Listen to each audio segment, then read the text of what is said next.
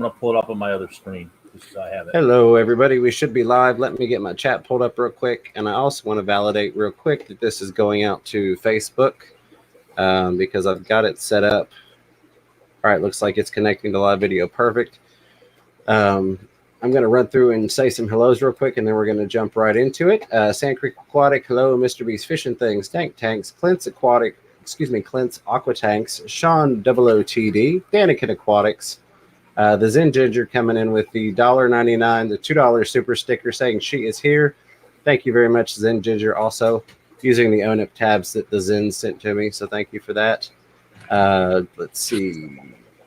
There he is. Kaler's Aquatics. Bob, thanks for joining us. Young Fish Aquatics. Turbo Fish. Candy Overhauls. Thank you for being here. Sandy Dowdy. Select Pet. Lori Vinker. Daniel Keeping Fish. I think I'm almost to the bottom. Punchy Paint. Scott Backer. Chevy Fish. Moonstone. I see what you did there. Select Pet. Gotcha. All right. And looks like I'm to the bottom, even on my chat froze. Not Nola Jane Fishrich, Tiffany White, hello. So for those of you that may not know, I do, of course, have my co-host Chattanooga Ed with me to my left. And then we have our special guest, Mike, from the Fish Tank Barn, both of which have YouTube channels. Mike, if there happens to be somebody in here that doesn't know about your channel, do you want to tell us a little bit about what you do and like your tank setup and whatnot? Okay, so I have currently... basically, I have a barn set up that's outside of my property, so it's basically about 50 feet from my house. Right now, we've got 100 tanks of various species, saltwater. There's a clownfish breeding setup. There's gadeids. There's live bears, cichlids. Kind of runs the gamut. So I've been doing quite a bit more breeding lately, just to kind of get involved in the club, the Breeders Award program, etc. So it's been a really great thing. Absolutely. So did you... in getting into that many tanks, of course, you started out with less and, accumulated more, but was it like a long time process, or was it something you got into it and a month later you've got, 30, 40 tanks and it grew from there? It was kind of been an up and down process. The first fishing I set up was, say it was probably about 7 or 8 years ago. It was basically a clownfish breeding setup. It had probably about 10 tanks or so, all hooked up to a central system, central sump. Definitely really good. It worked pretty well. Bred a few fish in there. We moved here, kind of went down for a while. People have their ups and downs in the hobby, right?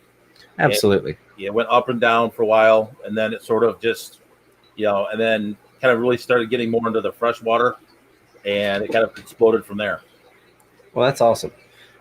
So one of the key things, and I think a lot of us fail to do this because it kind of sneaks up on us, but would you agree that one of the key things for having like a fish tank barn or fish room or multiple rooms would be pre-planning preparation? Go ahead. Sorry. I would just say in terms of like layout and thinking about, plumbing and other things that we'll talk about.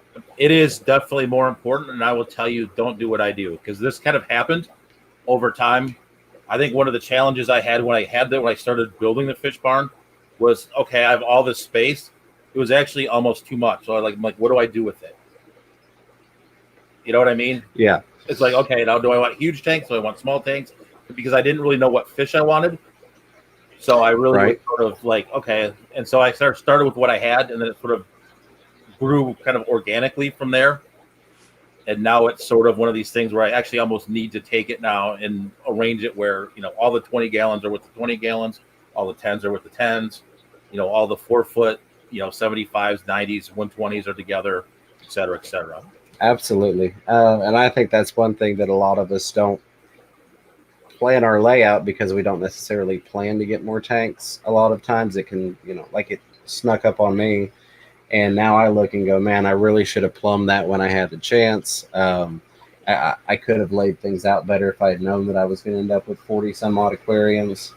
But it can be such a task to take things down and move it. About the plumbing, do you plumb yours? Do you use, Absolutely. I do everything auto water change. I refuse to not do a tank. Right. That's not auto water change. So do you use the drilled tank method, or do you use okay? Because I know there's also like Greg Sage, I think it is, does the over the, it's all plumbed, but it hangs on. I don't trust it. I would just prefer to have it drilled. And Absolutely. And honestly, drilling a tank, in my opinion, it's easy enough once you do it once or twice. It's not a real big deal. Yeah. Are you afraid? Oh, sorry. No. I'm currently building one myself, so I'm gonna bounce a lot of things off your head. But go ahead. When you drill the tanks, my biggest fear is mine's gonna be primarily guppies, and having strands cross, and like I was talking to Priscilla, and she was telling me that I should just stuff it with a sponge or something so that the fry don't get from tank to tank. But are you going to run a central? Are you going to run a central sump, or are you running them individual? I was going to run them all individual, just sponge. Okay, so what I would do is I think Corey still sells it, but he sells like the 4x, I think it's like an 8x8 sponge. Like it's a really coarse sponge. I use a lot of that. And you just take it and you put it right into the top of your, like say I have a piece of plumbing right here. I'll show it to you. So you would just take it and say you have this right here. You just take it and shove it in the hole. It is porous enough that it won't let anything through. Okay, so it will let the water through, sorry, but not the fish. Yeah. Well, awesome. Well, I may end up adding an extra week to my venture and drilling everything and doing that, but it'd probably be worth it in the end. It is worth it, 100% worth it, because in my days in saltwater, I've played around a little bit with the U-shaped hang over the back overflow, and those things are like the worst things on earth. There is one thing I want to add to that, and it's not that you were saying to do this, but for anybody that may not know or may not have the thought, I guess, if you're going to do a quarantine rack, you'll want to keep those on separate water systems, so to speak. Keep them, individual tanks. Just so if you get one that gets sick, it doesn't get the other one, since you're specifically putting fish in there for quarantine. You could probably cap it too. Yeah. Like, I keep one type of guppies in each tank, and I kind of, I never quarantine my guppies because they're always in their own tanks. But I imagine I could just cap it until I knew that they were good, and then let them go that way. Yeah, you could. I mean, I guess with auto water change though, you still would be okay, because it would just be a separate system, and it would just keep getting auto water changed on its own. Oh yeah. And then you would just plumb it into a T that goes out to wherever you're going to drain the water to. Chewy LTD says, saying hello to my friend Mike. Is he planning on using any sumps for his aquariums, like cichlids to grow plant or marine tanks to grow mangroves? I would use sumps on some of my cichlid tanks. They're actually pretty cheap. There's actually a cheap sump video I put on the channel. If you go to Home Depot and buy the black tubs, and I just fill it with use a Home Depot bucket, drill some holes, get some bio balls, and put it all in there. It works perfect. Absolutely. And that's similar to what I've got. I don't have it in a bucket, but I've got a cheap tote from wherever underneath the system I've got over here, and it's loaded full of bio balls, and the water goes straight into a smaller tote that's got the filter pads and stuff in it. Nice, easy way, cheap way, especially when you're looking at doing a lot of them to save money versus having to buy a legitimate sump or an extra tank to use. Absolutely. But one of the things I'm looking at is lighting. And I've got such a mishmash of lighting. A lot of it's stuff I already had, some of it from saltwater, and then some of it's things I've purchased or gotten it from like Craigslist with the tank. What's your preferred lighting for your setups? I actually I really like the Aquanites. I found that from Lucas. I saw Lucas in here a little bit ago. But I do use the Aquanites. I've played around too with the plug-in LED strips, the ones that are like I don't have one around, but they're basically like a little plug-in. You can string them along. Yeah. And then you can take like gutter, and you can put a gutter around them. That's one thing you can use too. One thing to keep in mind if you're going the DIY route with lights is look at the spectrum. Mm-hmm. If you know the light spectrum, you want to get something that's like 6,500 Kelvin, in my opinion. You don't want like yellow. I bought some by accident that were 4,000 Kelvin because I forgot to look, and they're literally orange. So it's something you really want to pay attention to. Yeah, absolutely. I've got some. I think they're 5K. They're either 5,000 K, but they're not 6,500. They may even be 5,500, and you can kind of tell the difference. That being said, they still grow the plants great for me. You know, I've got everything from green water, you know, all different types of plants underneath them. But I'm not ignoring you, Alice. There are a lot of people in the chat that I didn't acknowledge, and I feel bad acknowledging one person without going back and saying hello to everybody. So hello to everybody that came in after the hellos. I appreciate you being here very much.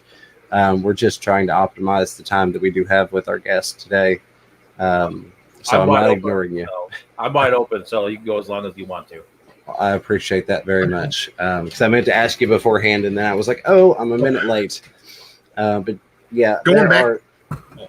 No, go ahead, Ed. Going back to the plant or the lights, I'm exactly with you. I steal as much possible as I can from Lucas, and I use the aquanites. And I bought probably 16 of these 4-footers about 2 months ago, and I went to buy another 14 to 16, and they're all sold out now. Aquanites are like the big stuff. It just keeps getting smaller. I think they're just running out. So I'm going to try using what Lucas was coming up with the 4,000, 4-foot connectable lights that he's going with in his house. And I'm going to try that. Yeah, just be aware it's going to be really yellow. Like if the video that's coming out tomorrow, you will actually see the difference. I did try to change it a little bit in post, but it's the last, it's a guppy video, but the last group of guppies is extremely, you'll see it's extremely yellow compared to all the rest of them. Yeah, okay, you can definitely tell a difference. But it's one of those things that I had. The ones that I got weren't like the $21 ones that you get at Lowe's or Walmart or whatever. It was $55 for 4-foot fixtures that were twin bulb. So for that significant of a price difference, I felt that if they worked, because at that point I didn't know for sure that they would work. If they worked, which I've found that they have, it would be worth the slight variation, if you will. But you can definitely tell a difference from the LEDs, especially with the multicolored LEDs in there. Griffin's Fish Room. Sorry, I just looked over at my light and I did it again because the cover's missing that I usually put on the end. How does he have tank heaters or heat the barn? It's a little bit of both, actually. So it's I do heat the barn. There's unfortunately, it's electric. And one thing I will tell you is if you have an outside building, go ahead and buy gas because your electric bill will be rather high. Especially if you're in a northern climate like Michigan. Also, I do heat quite a few of the tanks, especially downstairs here.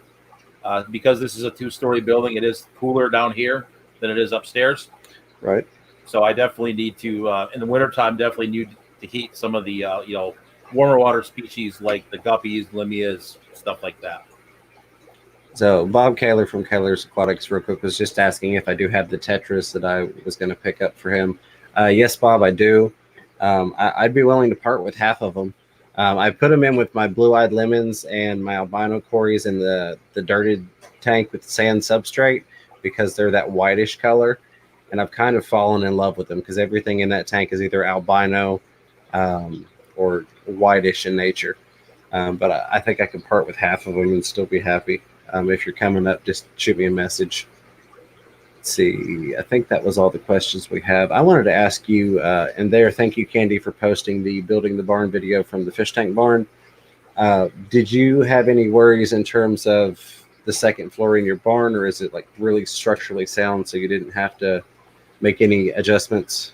It's pretty sound up there. The one thing I do need to do is that I did get some water on the floor, so I do need to do some work on the floor up there because it's a wood floor. But they're like 3x8 beams that are across here, so they're sturdy.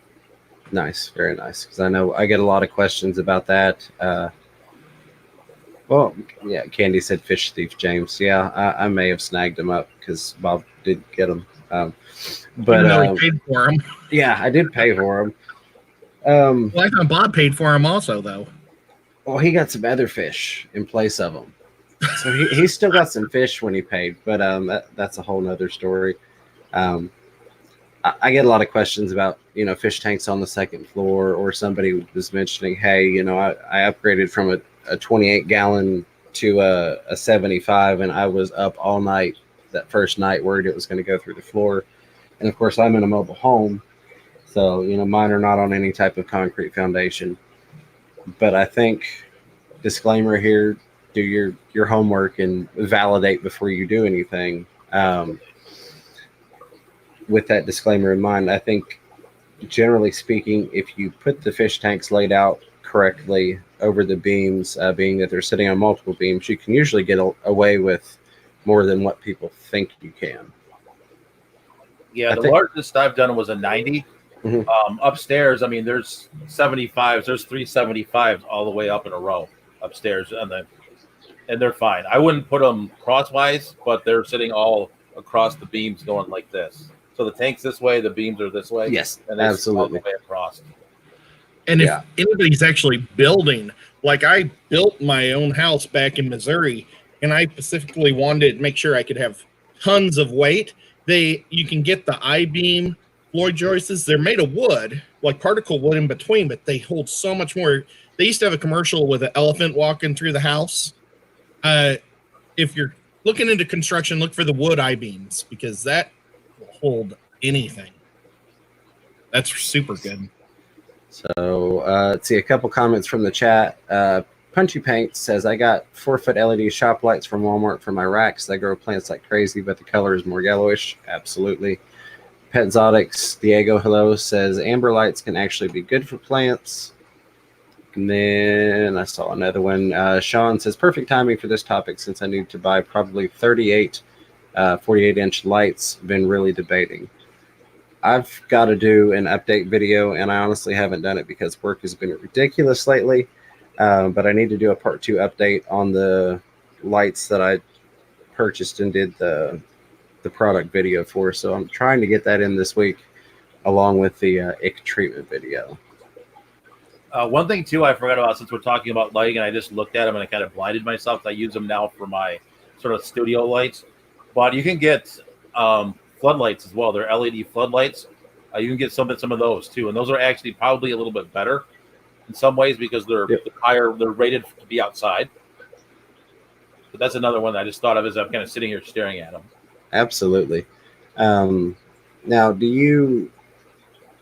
Of course, for corals it would be different, but in terms of like saltwater tanks that you're not trying to grow coral in, will you use those same lights on there, or would you even use those for coral as well? I would probably. Their Aquaneat actually makes a saltwater light, and I would actually use those just because of the blue coloration. Kind of makes the fish stand out a little bit better.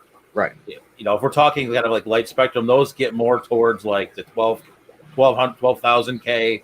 I've even seen 20,000 K bulbs out there if you were like running old school stuff like metal halides. I know people at one point were buying like 20,000 K bulbs, which were like super blue purple. Yeah, I remember those days, which I used to be primarily salt. My last run in the hobby 10 years ago. So that was lighting was, and still probably is, the most expensive part, it seems like. Let's see. Fishy Fun 57 says, I've noticed the direction of lighting affects the look of my fish, or of the fish, excuse me. My guppies look amazing when I shine a light from the front of my tank. You're absolutely right. I didn't upload any of the guppy pictures, but if you follow me on Instagram, I've uploaded a couple of shrimp pictures this past week, and I actually took those outside. I caught the shrimp, took them outside, and did them in sunlight. And the coloration that came out on those was absolutely amazing. So yeah, definitely angles and spectrum, the strength, all of that can definitely affect the colors that you get out of your fish or invertebrates or livestock. Sorry, go ahead. No, I'm going to address the question from the Zen Ginger. Did Mike say blue makes the fish stand out better? What about backgrounds? So I am fully on Team Steamfot with black backgrounds. So I do have a few tanks that have blue backgrounds, but they were not. They were purchased by myself, a long time ago, like as part of like a fish store that was selling them used. but then they're acrylic, so I can't like paint them. But yeah, she was kind of trolling me a little bit because Absolutely. back and forth. And honestly, when I first started making tonight's thumbnail, I was going to make the aquarium super transparent and have the light blue as the background color on it, just so it looked like the tanks all had a blue background, just to mess with Funny. the team black, which I'm team black as well in terms of the background. I've actually been tempted to make a video where I like take a piece of glass in front of the camera and have it be a blue paint it blue, and then scrape the blue background and then paint it black as we go back on. Oh, that would be great. I've got one tank that will have a blue background. That's my 220 gallon, and only because it's already blue. It was blue when I bought it, and I tried to scrape the paint off of it, and they painted so many layers on there, it would probably take me a good 20 hours of labor to get it all off, and I'm not doing that. Even with a razor blade? Yeah, even with a razor blade. Wow. I used to when I had it. I mean, it's a good 1/8 of an inch thick. I don't know how many coats they put on there, but that stuff's on there. Like, wow. I could probably do like paint thinner, but I really don't want to get that around an aquarium anyways. So it'll probably stay blue.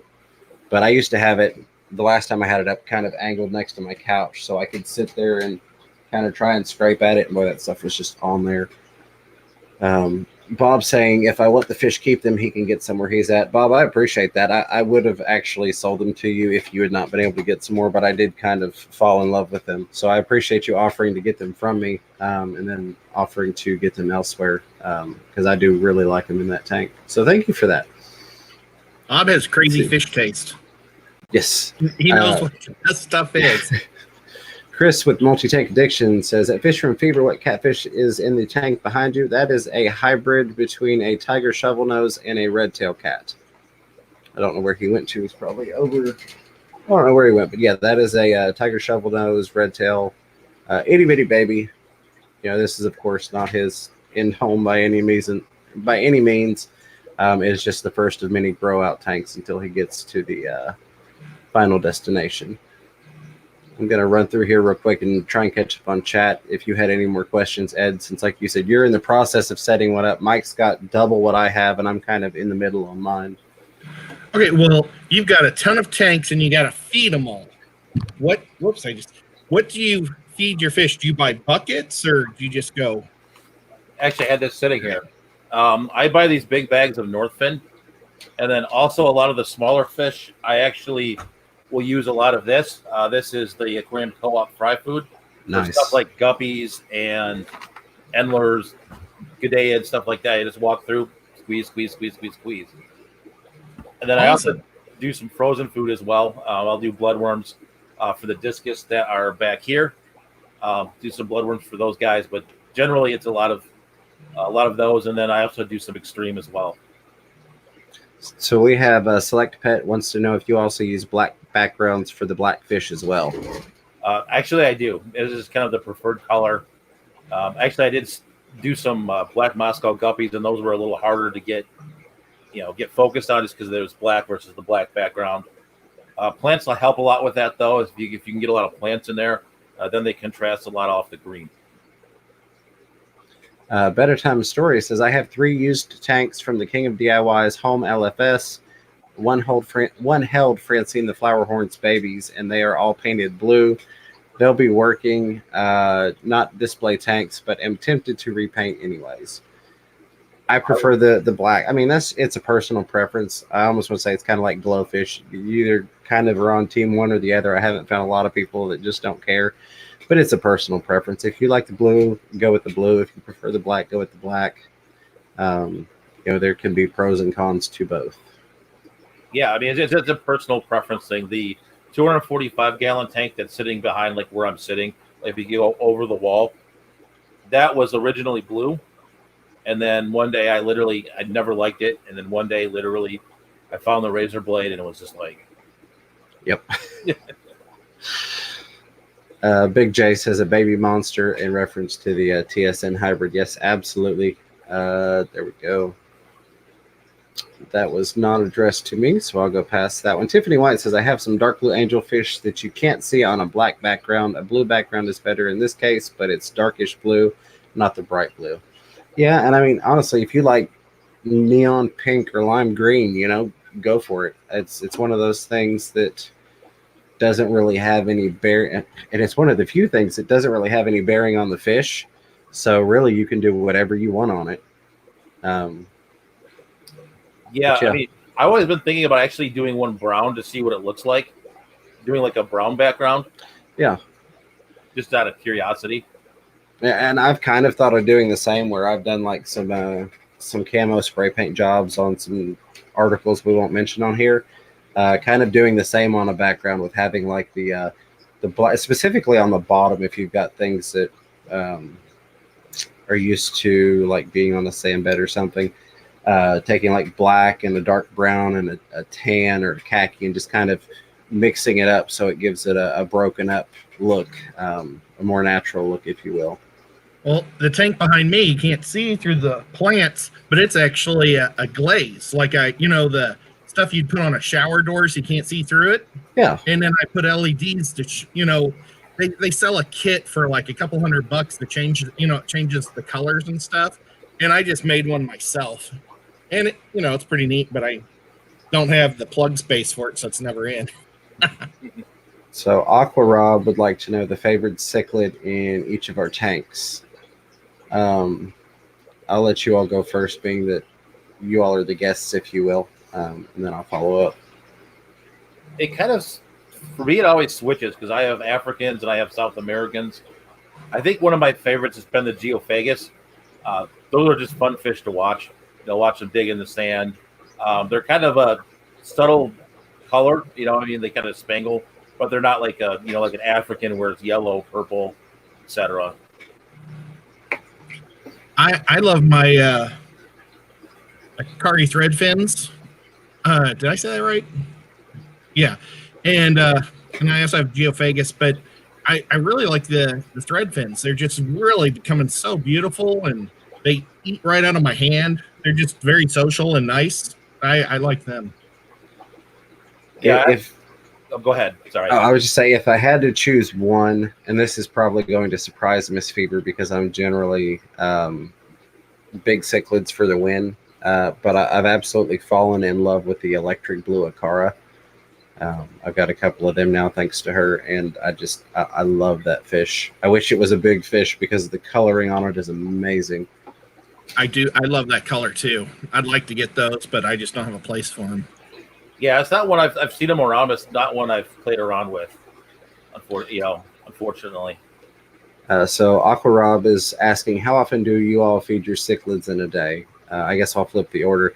So I feed all of my tanks once a day for the most part. Every once in a while I skip a day, like if I'm gone to work, open to close, come home, fall asleep, knowing that they'll be fine. That being said, I have really heavy biological filtration, and that biofiltration is used to having, excessive food in the water, if you will. I don't feed to where there's junk laying on the substrate, but there's enough fish poop coming out that it's increased the beneficial bacteria to a point that could house additional fish. If I were to say add 10 extra fish to a tank and just cut back the feeding a little bit until it adjusted, it would be fine. That's me. Okay, I guess me. I do twice. They're on the same schedule as my guppies. I have lots of guppy tanks, and I like to.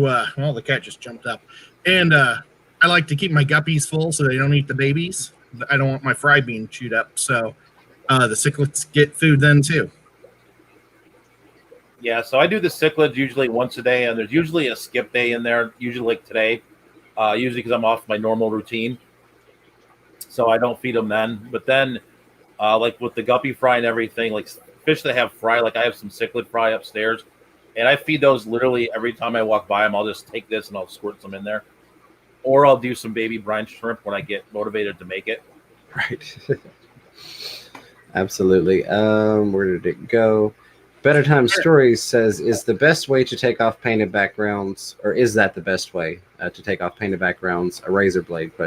That is the best way that I have found to do it. Me too. Absolutely. And you can buy, sorry, go ahead, Ed.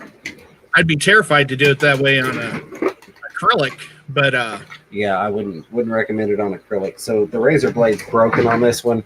but I bought like a set that had 4 different lengths, basically things I could grip a hold of. And that makes life a lot easier. And that also is a great tool to have if you're going to be resealing aquariums. I'll squirt it with a little bit of vinegar while I do it too, just to help penetrate it. Yeah, acetone works well too, like the nail polish remover. Yep. I use rubbing alcohol. We all have our own little method to the madness. There are a lot of different ways you can do it. I try and stay away from anything that's too harsh. But there's always extra washing or extra rinsing after the fact. It takes care of everything, since glass doesn't generally absorb those things for the most part. Let's see. I'll jump right back into the chat here in just a second. So, on your auto water change system, do you have, I guess basically the way I'm wanting to phrase this, how is your drain set up for that, especially given that you've got 2 different floors of tanks that you've got running? So basically what I've done is basically I've cut some holes in the exterior of the building, and they basically just drain out of there's one here and there's one in the back, and they either drain out that way. And it's all hard plumbed basically into either one of the kind of like the 2 main lines, and then they just filter out that way into the yard basically. It's not probably code, but it kind of is what it is. Right, absolutely. Yeah, and I'm on the Python system, so I don't have a lot of my tanks are not. Well, let me say this. I don't have auto water change on anything. And then I have some things that are independent tanks from everything else. And then I have some like this that are on the same system. There's actually a second tank the same size as this below it. And then a couple other racks that I have. But everything is drained with a Python and filled with a Python. That's definitely, if you don't plumb everything in and have auto water change, you don't have a Python, go buy a Python. Because you get one that can go to your bathtub and your sink and whatnot. Trying to haul buckets everywhere, especially if you've got lots and lots of aquariums, you're probably just going to get frustrated at having the fish. I know if I had to haul, 100+ buckets every week to do water changes, I would lose my mind. That's one of the things I was thinking as I was kind of thinking about the topic. It was like, that's kind of like my number one thing is make it easy on yourself, because if you don't, you won't do it. Right, absolutely. Because I've even had times like if I've been sick, and thank goodness Shy Gal Miss Fever steps up and she helps and does water changes and things as well, because she's in the hobby and she's got her own tanks and whatnot. But it's one of the things I looked at and went, at this current rate, I'm actually adjusting some of my tanks so that the stocking, along with being heavily planted, they could go long periods, kind of like what Lucas has done, where he's like, I don't have to do anything to this tank. It's a perfectly balanced aquarium. I'm trying to shift over and get a lot more balanced aquariums, so if something happened, it wouldn't be a frustration for her. Or if I go out of town, like the big fish deal won't be as long, but like Aquashella, she doesn't have to worry about it. It could miss that week and be okay. Do you have anything that you set up, I guess, more toward the natural side, kind of with ease in mind? I know you've got a lot of plants. I've seen you've got tons and tons of plants. Yeah, so basically I really set it up to, kind of my goal is to run as much of the fish barn and like without me, being involved, right? So I could walk away for a week, and then other than feeding, it would run itself. That's kind of the idea. So, absolutely. So even the saltwater stuff has auto top off.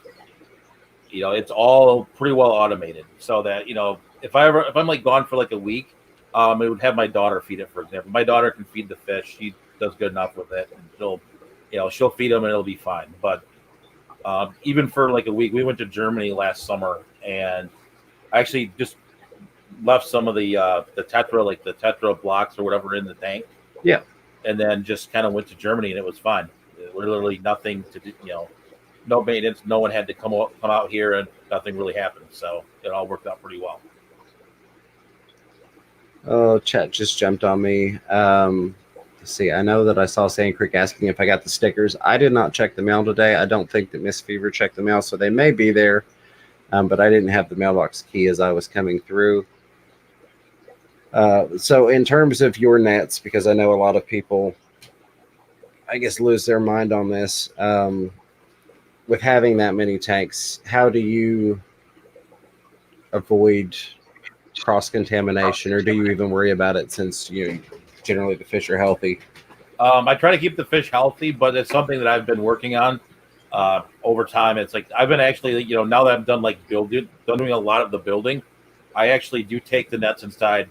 I've been trying to do it like once or twice a week. Take them inside, put them in some bleach, let them air dry.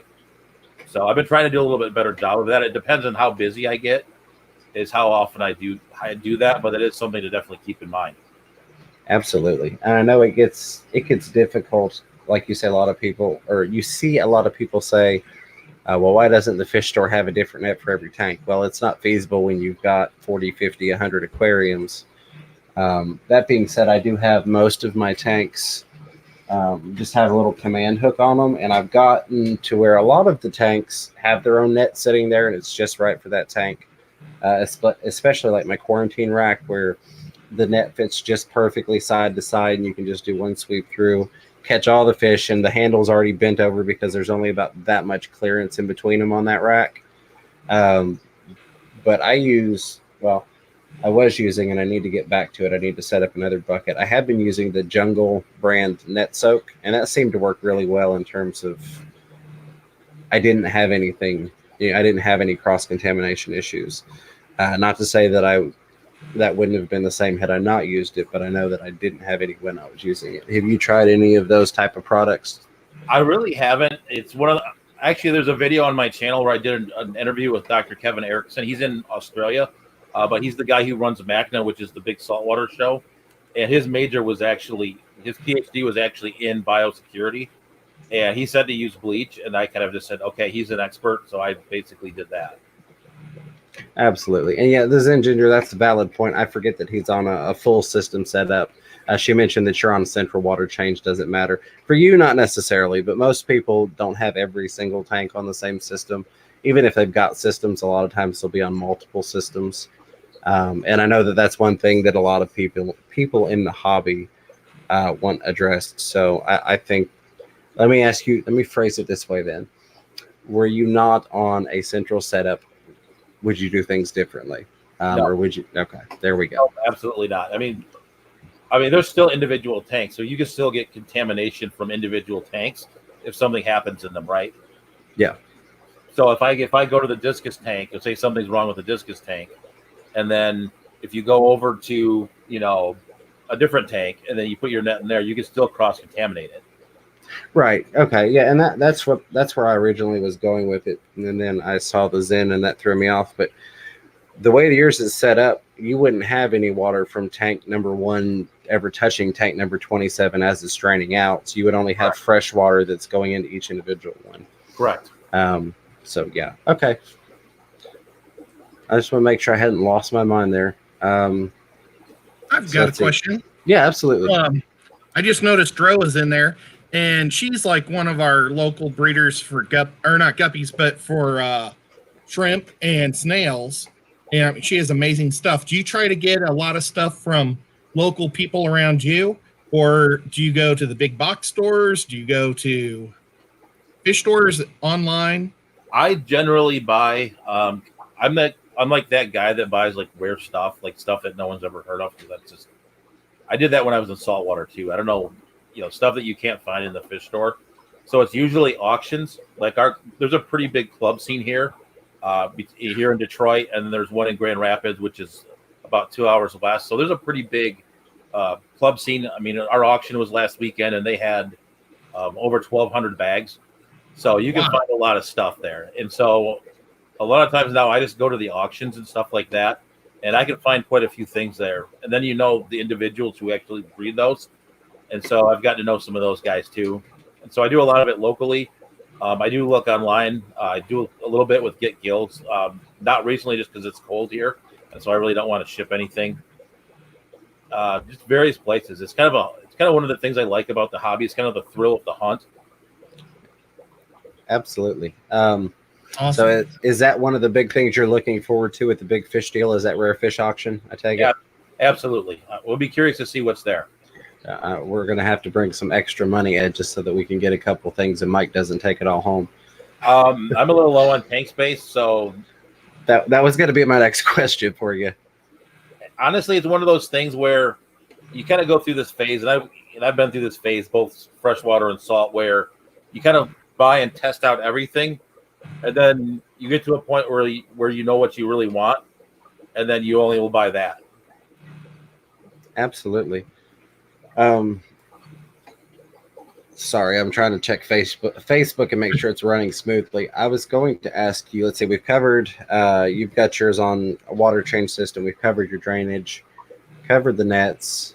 Do you have any other big pointers for people out there that are looking at setting up a fish room, things that they should take into account before they set one up? Honestly, like, kind of decide what you want to do. Are you going to want to do like an aquascaped fish room? Are you going to want to do, something like Corvus Hoskin, right? Who you're going to have on Monday? Yes. Do you want to do, like an aquascape fish room like Joel has, where he's got, just 6, beautiful tanks? Or do you want to do like a working fish room, say like a Dan's Fish, where it's set up to, sell fish, warehouse fish, maybe breed fish, but not necessarily be that aesthetically pleasing? It's really something you need to kind of figure out in your own mind, and then you can kind of go from there. And I fight this battle in my fish room all the time, where it's like, since I do YouTube, I should have some nice tanks, and not be all breeder. So I always fight the breeder aspect that I have versus like the, I want to have nice tank aspect. They kind of battles itself out over the time. So Donald Fish Vibes brings up a very, very valid point. It was one of the things I had on my list. We'll go ahead and jump onto it. And that is the electrical requirements. He says, tell us about the electrical requirements. Right now, I've got 2 20-amp circuits that run out here. And then I also have another 40-amp circuit out here that was here when the house was here. And I just had an electrician come in and put a box in here. So the 20 amps are shared with stuff that's in the basement. So it's one of those things where, I got to be kind of careful and kind of plan it out a little bit. But I do have some room in the box as well, so I can definitely. That's one of the things I kind of want to do is add some more electrical, so I don't have as many wires running around here. Absolutely. And that's one of the things you want to plan out too, is where you're going to put the electrical. If you have a 1-story fish room, obviously, you want to look into GFCIs, and then also you want to put them high in the fish room. So unfortunately, I've got one of these things where I can't really put it. I can't really put it up here as much as I would like to, because there's another story. So you don't want to really get water on it. But that's one of the things you can do as well. Stick them all high in the fish room. Absolutely. And I will say that I myself have had some issues before of flipping breakers, especially because everything I have is on one end of the house. And again, it's a single wide mobile home. So both of the bedrooms for this end of the house plus the hallway are all basically running into the same 2 breakers. And like when I turn on the light above my piranha tank is actually from one of my old saltwater setups, and I changed the bulbs, but it's got 6 4-foot T5 bulbs in it. And when I flip that thing on, I've got one of the backup battery systems for if your power goes out, it'll still run everything. When I flip that light on, I can hear it switch over momentarily to the backup battery, and it makes a beep, and then it kicks back over to regular power. So you do definitely have to be careful.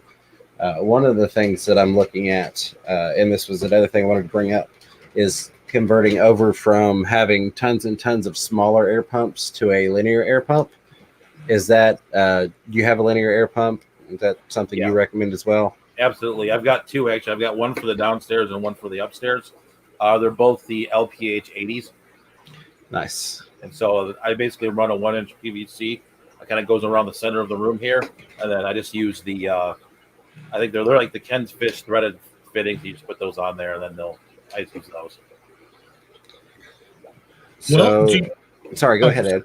You're fine. Do you have an exhaust system to help pull some of the humidity out, or do you use dehumidifiers, or what do you use? Yes, I actually do have an exhaust fan, and then I also have 2 dehumidifier air conditioners on each end of the upstairs. That's kind of generally what I use. I do have a dehumidifier that I've been wanting to use. I just haven't found a place to set it up yet. I keep filling them with fish tanks. So, just for people that may not know why you would do that, would you explain why you would do that? right, you don't want to have all the humidity because there's a lot of humidity that creates things like mold, for example, and you don't really want to have that humidity in your fish room, or if you're doing it in your house. So it's kind of a health thing more than anything else. Absolutely. That's one of the things I'm fighting. I've got to take my dehumidifier apart because the screw dropped loose in it, and it's right in where the fan is. But with not having it running, I have noticed a couple mold issues, especially in like one area on one of the racks. It's got a cover on it, and it gets a lot of moisture from where the water's flowing through the bio ball setup that I've got built. So I had to take the cover off because it wasn't getting enough airflow to combat that mold. So that's definitely something to consider, is all that moisture, like you said, a huge health concern. And then you recycle your dehumidifier water, or do you just drain it? Sorry, go ahead. Oh, sorry. Go ahead. I was just say I dump mine. I've heard of people using it, but I just dump mine just because I don't trust necessarily, even if the water was safe, that the dehumidifier system is clean enough to be using the water, if you will. And actually, if I did run the dehumidifier, it would be plumbed in and it would drain out the same plumbing that I had. Just because if you leave it and then you don't remember to empty it, then it doesn't do any good. Right. And that's one of the things I'm looking at doing once I get it set back up, is basically just drilling a hole through the wall and having a piece of plumbing run out for it to drain, because you do have to constantly dump that thing, or like you said, it has a fail-safe shut off, so it just turns itself off. Real quick, I wanted to address a comment from the Facebook side of things. This is the first time I'm streaming to Facebook and YouTube. Mitchell Moore on Facebook asks if I'm in Knoxville, Tennessee. Yes, sir, I am. And of course, Chattanooga Ed is just down the road. If any of you all are watching on Facebook and not on YouTube, feel free to drop a comment on their question. I'd be happy to answer it as well. Yep, and I am in Detroit, Michigan, or the northern suburbs of Detroit. I actually laughed at, I think it was your last video, you talked about going to Windsor, which I thought was kind of funny. Oh, that was me. Yeah, I remember. So I don't know how old you were when you went, but it was kind of a thing here, is like, because you can drink in Canada when you're 19, so a lot of 19-year-old kids will go over to Canada, drink, and then come home over the border. So I was in my mid-20s when I was doing that. But you see, it's really weird because I'm a huge Blues fan, but I'm also a big Red Wings fan, because I grew up in Kansas City, and the minor league club was the Red Wings. So my dad used to take me to Red Wings minor league club games when I was a kid all the time. And so it was really strange when, normally those two teams hate each other. And oh yeah, then I'd be wearing a Paul Coffey shirt or jersey or Iserman. I love our glory days. Oh yeah, the Avalanche Red Wings thing was one of the best things in sports, that I remember growing up, and Yep, screw Lemieux. Do you remember those hats they sold? I'm surprised somebody didn't kill him. I mean, that was so hyped up, and so people were so angry around here that I'm surprised somebody didn't just shoot him or something. Yeah. Oh, I know. Max, thank you for the compliment on the thumbnail. I had a lot of fun putting all those little fishes in tanks. It's definitely overstocked. Don't stock your aquariums that way. Chewy LTD does have a question. It says, does Mike have any interest in any particular cichlid? I am really interested in the Congo cichlids that Dan's Fish has a list for, Lamprologus species, etc., small river cichlids of Africa. I actually kind of do like the Victorians a little bit, even though they kind of have an attitude and you got to watch them. I kind of like the Victorians, and I'm really kind of starting to get a little bit more into shell dwellers as well. One of the things here as well is that in Michigan, for whatever reason, and I've said this on a couple of chats as well, is shell dwellers here are printing gold. I had some shellies that I sold out in Grand Rapids probably about a month ago or so, and literally the guy came up to me. He's like, "You could have just named your price for these," and they were just Neolamprologus brevis. They weren't anything like super rare or anything like that. But this guy was like, yeah, you can just name your price. Oh wow. So real quick, Moonstone said she's heading home. Be safe. And then dropped the $10 super chat. Says interesting stream. Moonstone, thank you very much for that. I appreciate that. And I see what you did with your name there. Don't think I didn't. So thank you, because that was tripping me up, as you know. Drive safe. I hope you enjoy the listen, and thank you for that. So I think we've basically covered, at least unless anybody has questions, you're free to drop them in. But I think that covers kind of the basics of things in terms of large scale versus smaller scale fish tanks. I did want to ask you about saltwater. If you have any suggestions for anybody that's contemplating saltwater, any words of encouragement or even words of discouragement. Here's what I will say is, I honestly, in my opinion, I don't think saltwater and then the fish part of it is not that hard. You don't really, there's the same nitrogen cycle. It's a lot of the same hobby, in my opinion. I know a lot of people say it's not, but it's a lot of the same things. And just going to give people who maybe don't know me as well my history, is I actually did saltwater a lot longer than I've done freshwater. So I started doing saltwater in 2007 and still have saltwater today. And then I started freshwater in about 2014, 2015 or so. So it's really one of those things where it's the same, like I said, the same nitrogen cycle, same filtration. A lot of it's the same. I mean, there's some different elements if you start getting into like reef keeping, like calcium, alkalinity, magnesium, etc. But if you go to a high-tech planet tank, it's the same thing. But right. Sort of a word of encouragement, is I would say try it and don't be afraid to fail. I mean, that's one of the things with fish keeping in general, is you need to try something and don't be afraid to fail, because that's how you learn. Absolutely. And I would I like to extend that to just life in general. YouTubing, everything. Don't be afraid of what people are going to think if you screw up. Don't let that hold you back from trying something that you want to do. I want to ask you your thoughts on my saltwater tank, but real quick, there was a question in here from Water Wizard. Has anyone has experience with the Hemichromis Exel? Question. I would have to look it up. I have no experience with it, but I'm curious what it is now. And I'd like to know what its common name is. I don't, unless it's one of those where somebody's asking the scientific name of a really common fish, just to throw us off. But I do not, as far as I'm aware of. So, case in point, hello, Corvus. Thank you for coming. As Mike mentioned earlier, I will have Corvus Oskin on the channel on Monday the 24th at 7 p.m. Eastern Time. We're actually going to roll into that directly after his stream, so go check his stream out prior to that. Actually, what that is, it's a jewel cichlid. I looked it up. Okay.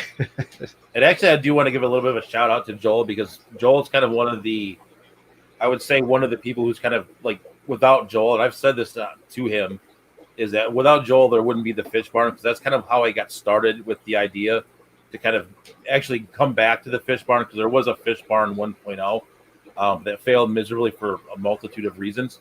But it's really without Joel, and that's kind of that's where the fish barn sort of started. It's like I started watching his videos, and then I was like, wait, he's like digging the foundation out of his building, and I'm like, wait, I could do this. I didn't have to do anything near to that level. And then that's kind of sort of how I ended up on YouTube too, is that I started posting pictures on his Patreon of progress of the barn. That's awesome. And then I started doing YouTube, and then I met Joel, and I actually met Corey at the same time at the American Live Bear Convention in Grand Rapids in 2018. So that's kind of how a lot of this started. It's kind of connected with Joel. So that's awesome. And for anybody that doesn't know, Joel is Corvus Oskin. Sorry, yeah. No, you're fine. I just know that there are some names in here that I've seen that are newer to the fish fam. So just in case they didn't know, that's Corvus Oskin, so you can check him out. So basically, in my saltwater tank, and there are some purists that I know will give crap for this, but it's very lightly stocked. I've just got a lionfish and a snowflake eel. It's, I guess, what would equate to a 45-gallon corner tank, but I've got about 80 pounds of rock in there. Of course, live sand. I don't have a sump. I don't have a protein skimmer. I don't have anything fancy. I have all of that live rock, which of course has, bacteria growth on it and all of that. And then a canister filter. And that's what I have. Some people would crap on that, but with water changes and of course testing your water parameters like you should with any tank, I've not had any issues. I feel it can be that easy. It is that easy. I'm going to tell you that I ran my Clownfish setup for the longest time on the exact same sump system that I've run my freshwater tanks on. Literally the same one. Literally the same Home Depot sump system with the same bioball, same thing in it. It worked just as well. Yeah, and I bring that up not to say it like, oh, hey, look what I'm doing, but to try and encourage people that are scared of saltwater. Because like you kind of pointed to, a lot of people get nervous about going to salt because they think it's going to be difficult. They think it's going to be so much harder. Coral definitely is a lot more involved, like you said, but so are planted tanks. Do you think it is possible, case in point with planted tanks, you can go the full extreme of CO2 and FERT dosing and all those things, but you can also keep some planted tanks and a lot of plants without those things if you find the proper balance and water changes. You've got fish creating the right amount of, bioload so that you're getting the nitrates for the plants to absorb. Do you think it's possible to do that on the saltwater side in coral, even to a small scale, to have something that you're not actually having to dose, but with your regular water changes, you're getting because like they have enhanced salt for reef tanks.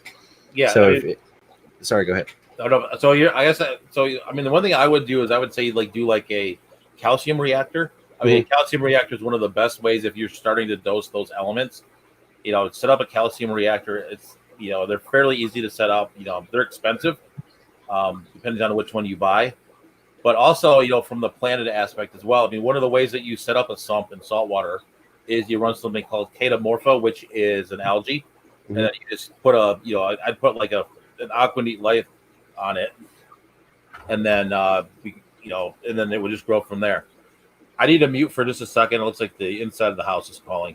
Yeah, absolutely. And then there's another thing you can do, and they make them, but you can also do it yourself ones. There are a lot of videos on it called an algae scrubber. Which you can do, like down in your sump area or whatnot. And basically it grows algae to help, scrub things out of the water, kind of like our freshwater plants do, to absorb a lot of the things that we don't want in the salt water. Sorry, go ahead. I really want to grow, or I don't know if you say grow, but I think you'd say grow, a reef tank. Every time I go to, one of the fish stores, like especially your buddies at Aquatic Marine, did I say it right? Yes, sir. All right. Every time I look at his corals, it's like, I just drool over those things. Yeah. So I think I'm going to have to get you and Bob to help me with that. And then I'll get some mandarin gobies to swim around it or something.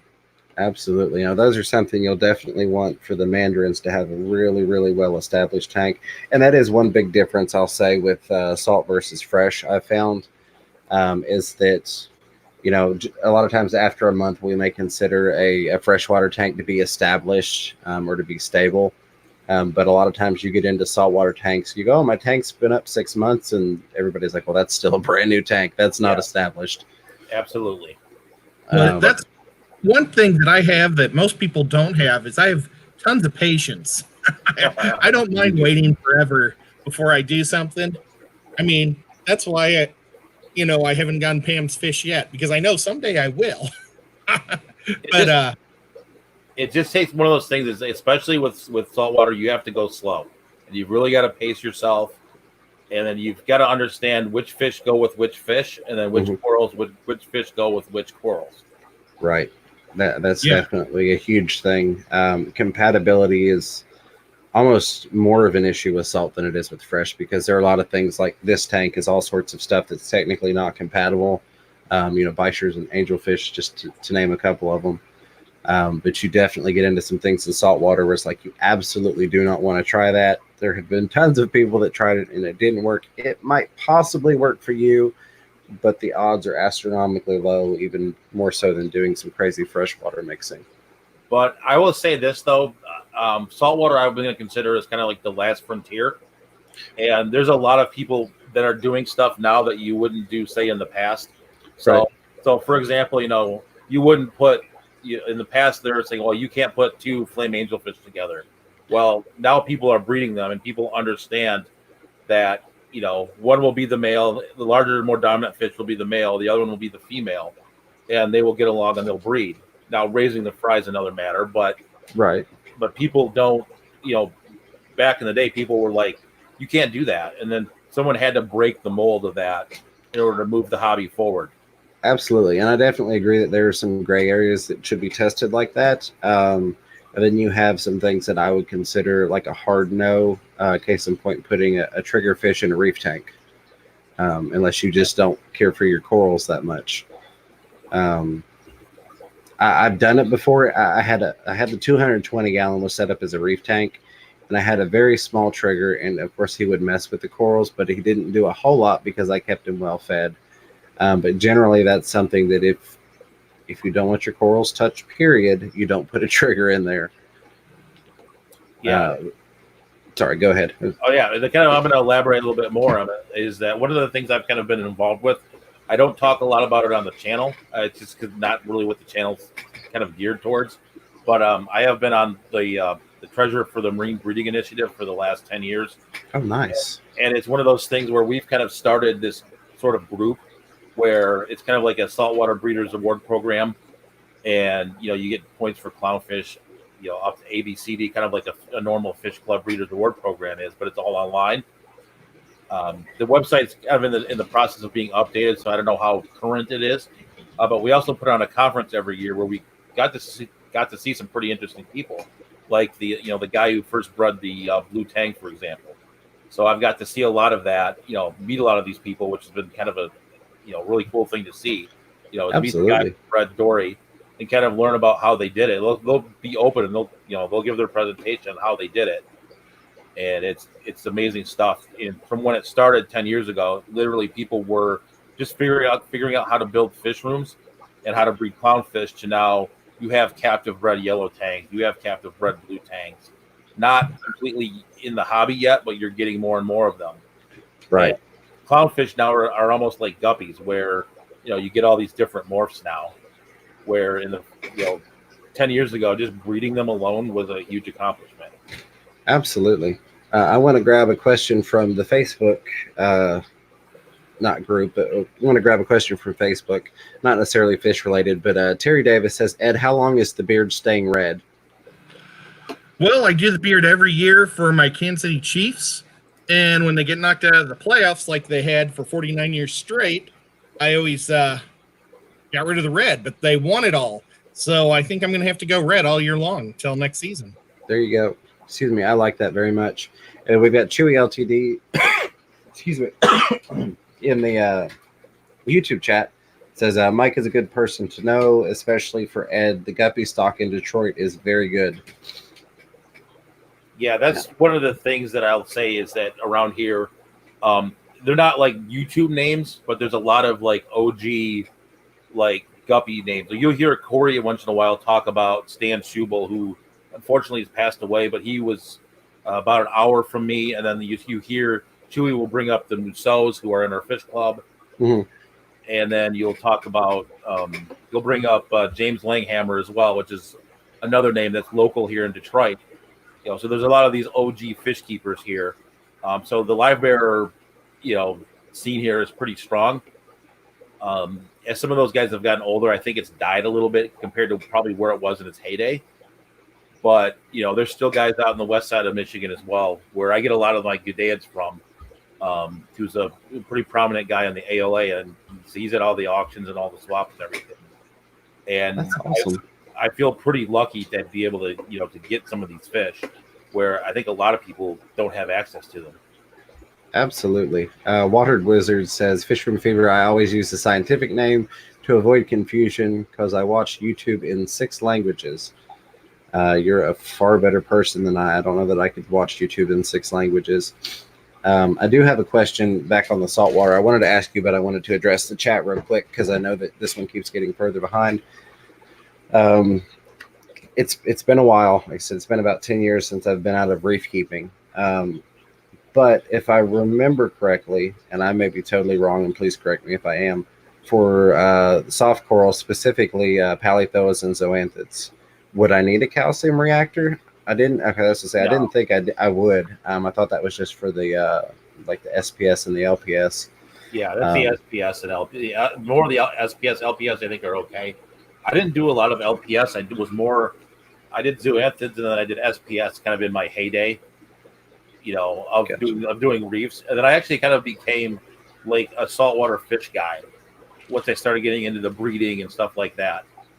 Oh, we lost Ed. He clicked the button. I'm sure he'll be right back. Okay. And so I kind of became a saltwater fish person, and I really started to play around with butterfly fish. But I never really got them to live long enough. And I think it's a lot of it's where it's a chain of custody thing, and it's also where you're getting your stock from as well. Absolutely, and that's the same thing with even like guppies. When I first got back into the hobby this time on the freshwater side, I'd never actually kept guppies before, even though I'd been in the hobby for years and years. I decided I want to do guppies, and maybe the first 50 I got all died. And it was the source I was getting them from. I wasn't getting them from the LFS Aquatic Marine that I mention all the time. I was getting them from a local chain store. Not that all chain stores are bad, but this particular one had a lot of issues with columnaris or columnaris, however you want to pronounce it. And I'd never even experienced that. So I get them and I'm like, oh, I don't know what this is. And finally I figured it out after tons and tons of them. But that's one of those things that I guess carries over that you could definitely... that you do definitely need to look at where you're getting your stock from. Yeah, and I think the best thing is hobbies bred fish. Like Bob Steenfot said quite a few times. Watching his channel, kind of seeing what he gets from the wholesalers versus what he gets from hobbyist bred fish. It's a pretty interesting thing, thing to see and kind of understand as a consumer of the hobby to see how that all works. Absolutely. And I did want to address this. Somebody made a bloody blah comment. Donald Fish Vibe says SPS and LPS, yada, yada, dribble, and you say it's not complicated. So SPS, small polyp stony, and LPS, large polyp stony. Basically, those are referring to if you see kind of like the hard-looking branching type corals, things that aren't soft and smushy, I guess, to break it down to the simplest form, that's what we're talking about. I did want to clarify what those two were because I'm sure a lot of people heard those and were like, what? Those are on the far end technical side. And like Mike was talking about, like calcium reactor, things like that. But again, that's no different than you get into like the really, really nice planted CO2 driven tanks with the automatic FERT dosing or the individual supplement dosing even. But like this one, and the reason I was clarifying with you, because I want to make sure something had changed. I came back into the hobby, and it seemed like a lot had changed on the saltwater side in terms of reefs. And even with the polythoas and the zoanthids, it was like, wow, that's the price now? I remember it not being that way. If I do go salt, which I'm in between doing a discus tank behind me or doing a reef tank, if I do go salt, it's going to be zoanthids and patlies. It's just going to be soft coral and some nice, reef safe fish. So I don't intend to have anything special on this tank, if you will, or something that somebody coming from fresh to salt would consider extra, I guess. Except possibly a hang-on back protein skimmer if I can work it around, because these two are sitting on top of each other. So it's actually like a 140-gallon system. But having that much water and only having the top tank with corals and the bottom tank not having corals to take anything out, I think it'll be a pretty easy setup. And I think it was Bob Kaler had mentioned earlier, and I couldn't find it again, that he uses the exact same setup on his saltwater tanks that he uses on his fresh. If you haven't seen his videos, first off, go check him out. Great guy, huge supporter. But secondly, he uses the same hang-on back, the Title brand hang-ons, on his saltwater tanks that he does his freshwater tanks. And the reason I'm talking about all this is, again, I think there are quite a few people that would like to take the leap, if you will, but are scared. And it's not really even a leap so much as it is just stepping through the doorway. I'm gonna try and grab my chat back and catch up on it. I jumped over to Facebook to make sure we hadn't missed anything else. Sorry, I lost you for a minute. Hey, you're fine. I knew you'd be back. It was the cat. He pushed a button on my mouse. He jumped up and hit the mouse, and he's back again. Just for some reason, he's not leaving me alone in this one. So C20 my water and spilled it all over my notes. Oh goodness! And I said C23. I'm used to abbreviating it. Cichlids 23 said, "Have we touched on how expensive the actual fish are yet for salt?" LOL.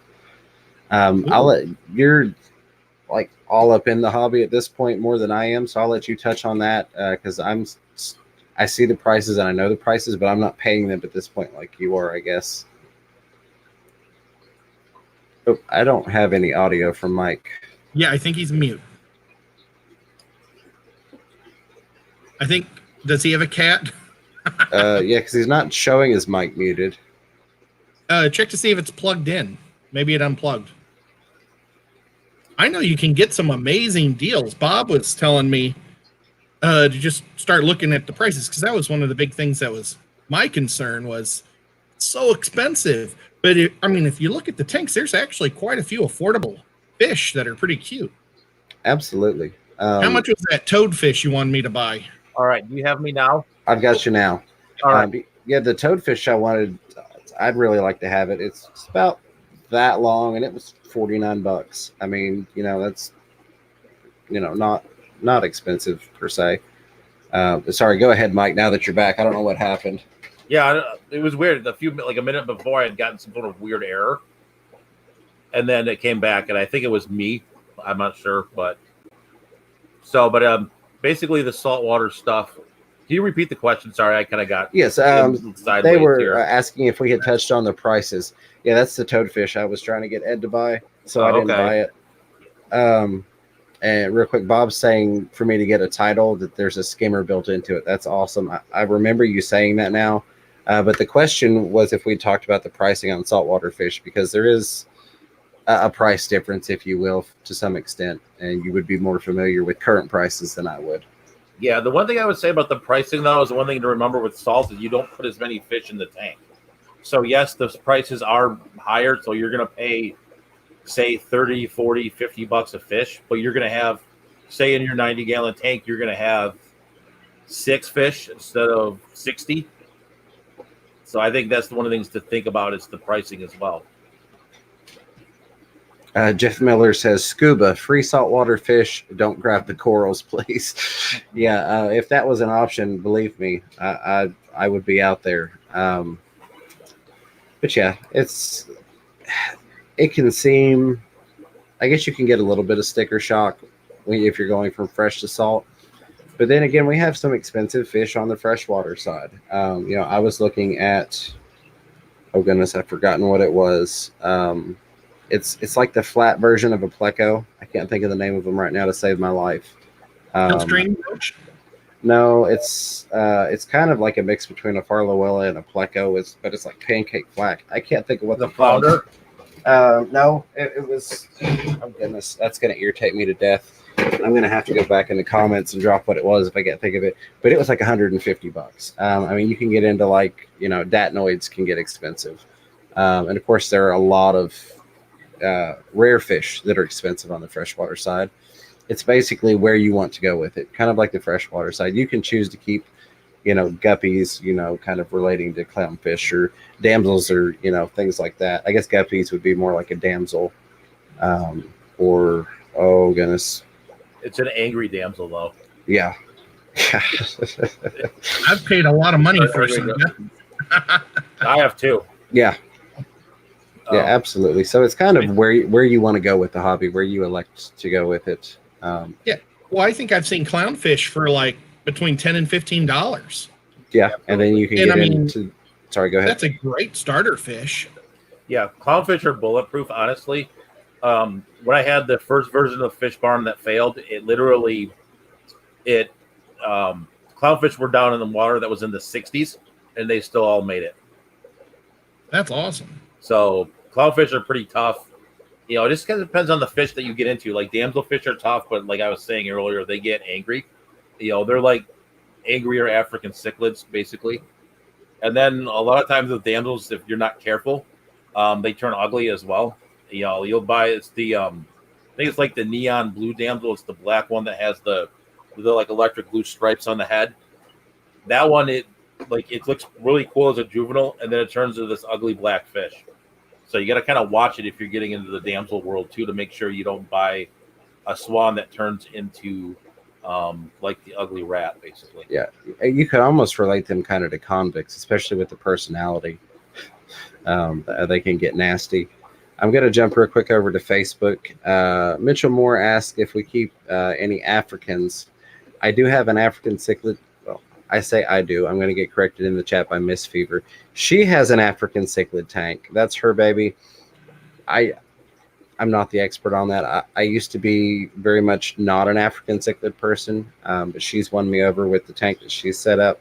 I had a bad experience with a tank that I bought stocked off of Craigslist years and years ago. Basically, I bought it, set it up, and everything killed everything off. And I was like, I'm not dealing with those stinking African cichlids ever again that just murder each other. But I'm finding that I'm really enjoying the tank she has set up. All right, so I do have a few Africans. I do have over here. I have a 125-gallon Mbuna tank that's got purple ACI and yellow labs in it, and then actually this tank right here has the fish that no one will ever see because they hide all the time. But it's a something called the Ysichromis species JCP2, which is a blue-tip Victorian. And I actually do have some fry from those as well. Nice. They're like a little black. They're like a kind of like the male's like a jet black with like a red tail, but they're kind of, that's the one thing I kind of don't like about a lot of like the Victorians. They kind of just hide out in the rockwork. And then I did for the longest time, and I actually sold them at the last auction. I did have a pretty nice breeding group of Pundamilia nairii, which is another Victorian, and then I've got one other one too, and I got to look it up. Sorry. I don't remember the name of Gotcha. it. You're good. While you're pulling that up, I'm going to grab a couple things from the chat here. Candy says, but you can get into cheaper, but you can also get cheaper fish, saltwater fish too. They don't have to be expensive fish. Absolutely. And then Chevy Fish referencing damsels are so colorful and hardy at $3.99. Bob, I'm going to burn through these beautiful. Real quick. Oh yeah, absolutely. Let me get back to Bob Kaler of Kaler's Aquatics. If I can find that comment again, he was referencing.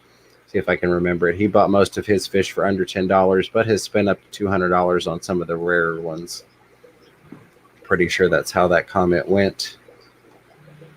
I plan on for Africans. I don't have any Africans right now, but I do plan on making a low boy fish tank that'll be about 100 gallons, and I'm going to split it and have 2 different African colonies on each side. And it's going to be nice. Kind of I'll videotape it and see how successful or how unsuccessful I am. I'm lucky that I live so close to Atlanta. Bob and I went down there, and there are so many great fish stores in Atlanta. There's one that had about 12 different species of shellies, and it's like, oh, that is so cool. So if I missed anything, I'm sorry, holler it at me. If you put at Fish Room Fever in front of it, it'll highlight it for me so that I don't miss it. But Chewy LTD says, do I dare ask this question? I will at Fish Room Fever. The lionfish is being hunted in Florida for food. Generally, why do they not put them back into the hobby too? I would say that there's so much of an abundance of them coming into the hobby that there's not really a need to pull that. And the reason that they're being hunted for food, and this is my understanding from studying the topic, it wasn't so much that they're being hunted for food, it's that they started creating them as a food supply, hoping to build a demand, hoping to get more people hunting them because of them being an invasive species down there in Florida, and killing off the ecosystem. Yeah, I personally don't like lionfish at all because of what they've done. And I mean, there's just thousands of them. It's a free-for-all system where you can hunt as many as you want. And I think it sells for like $7 a pound to the restaurants. So it must be good eating. Yeah, they've gotten people onto it finally. It's kind of the fish. Sorry, it's eating a lot of the fish that that are natural to the system, and there's nothing that would really eat them. Maybe the Goliath groupers or something are eating them. There's not a lot of predators for them, so that's kind of what's it's driving people to hunt them as well. I'm going to grab this super chat real quick, and then I'll jump right back into the questions in the chat. King and Queen Cichlids, thank you very much for the $5 super chat. It says, love the guest you have in tonight's stream. Look forward to seeing all three of you guys at the Big Fish Deal. Absolutely. I think it's going to be a blast. It's going to be my first aquatic show that I'm getting to go to. So I'm like super, super stoked, especially now that we're like 3 weeks away, basically. It's going to be awesome. And I cannot wait to hang out and meet everybody. So thank you for the super chat, and looking forward to meet you all in person. Yeah, very cool. It's going to be a lot of fun. Even though I'm a grizzled veteran of aquarium shows, I mean, I went to my first MACNA in 2009, and I've been to, the Aquashellas, Aquatic Experience, etc. I always enjoy new ones, and I'm kind of looking forward to this because, one, I've never been to Maryland. So, so I'm kind of looking to check that kind of area out as well. So, and then Zen Ginger dropping the name in for the Huma Huma trigger, the Huma Huma Nuka Nuka Apua. It's Hawaii state fish.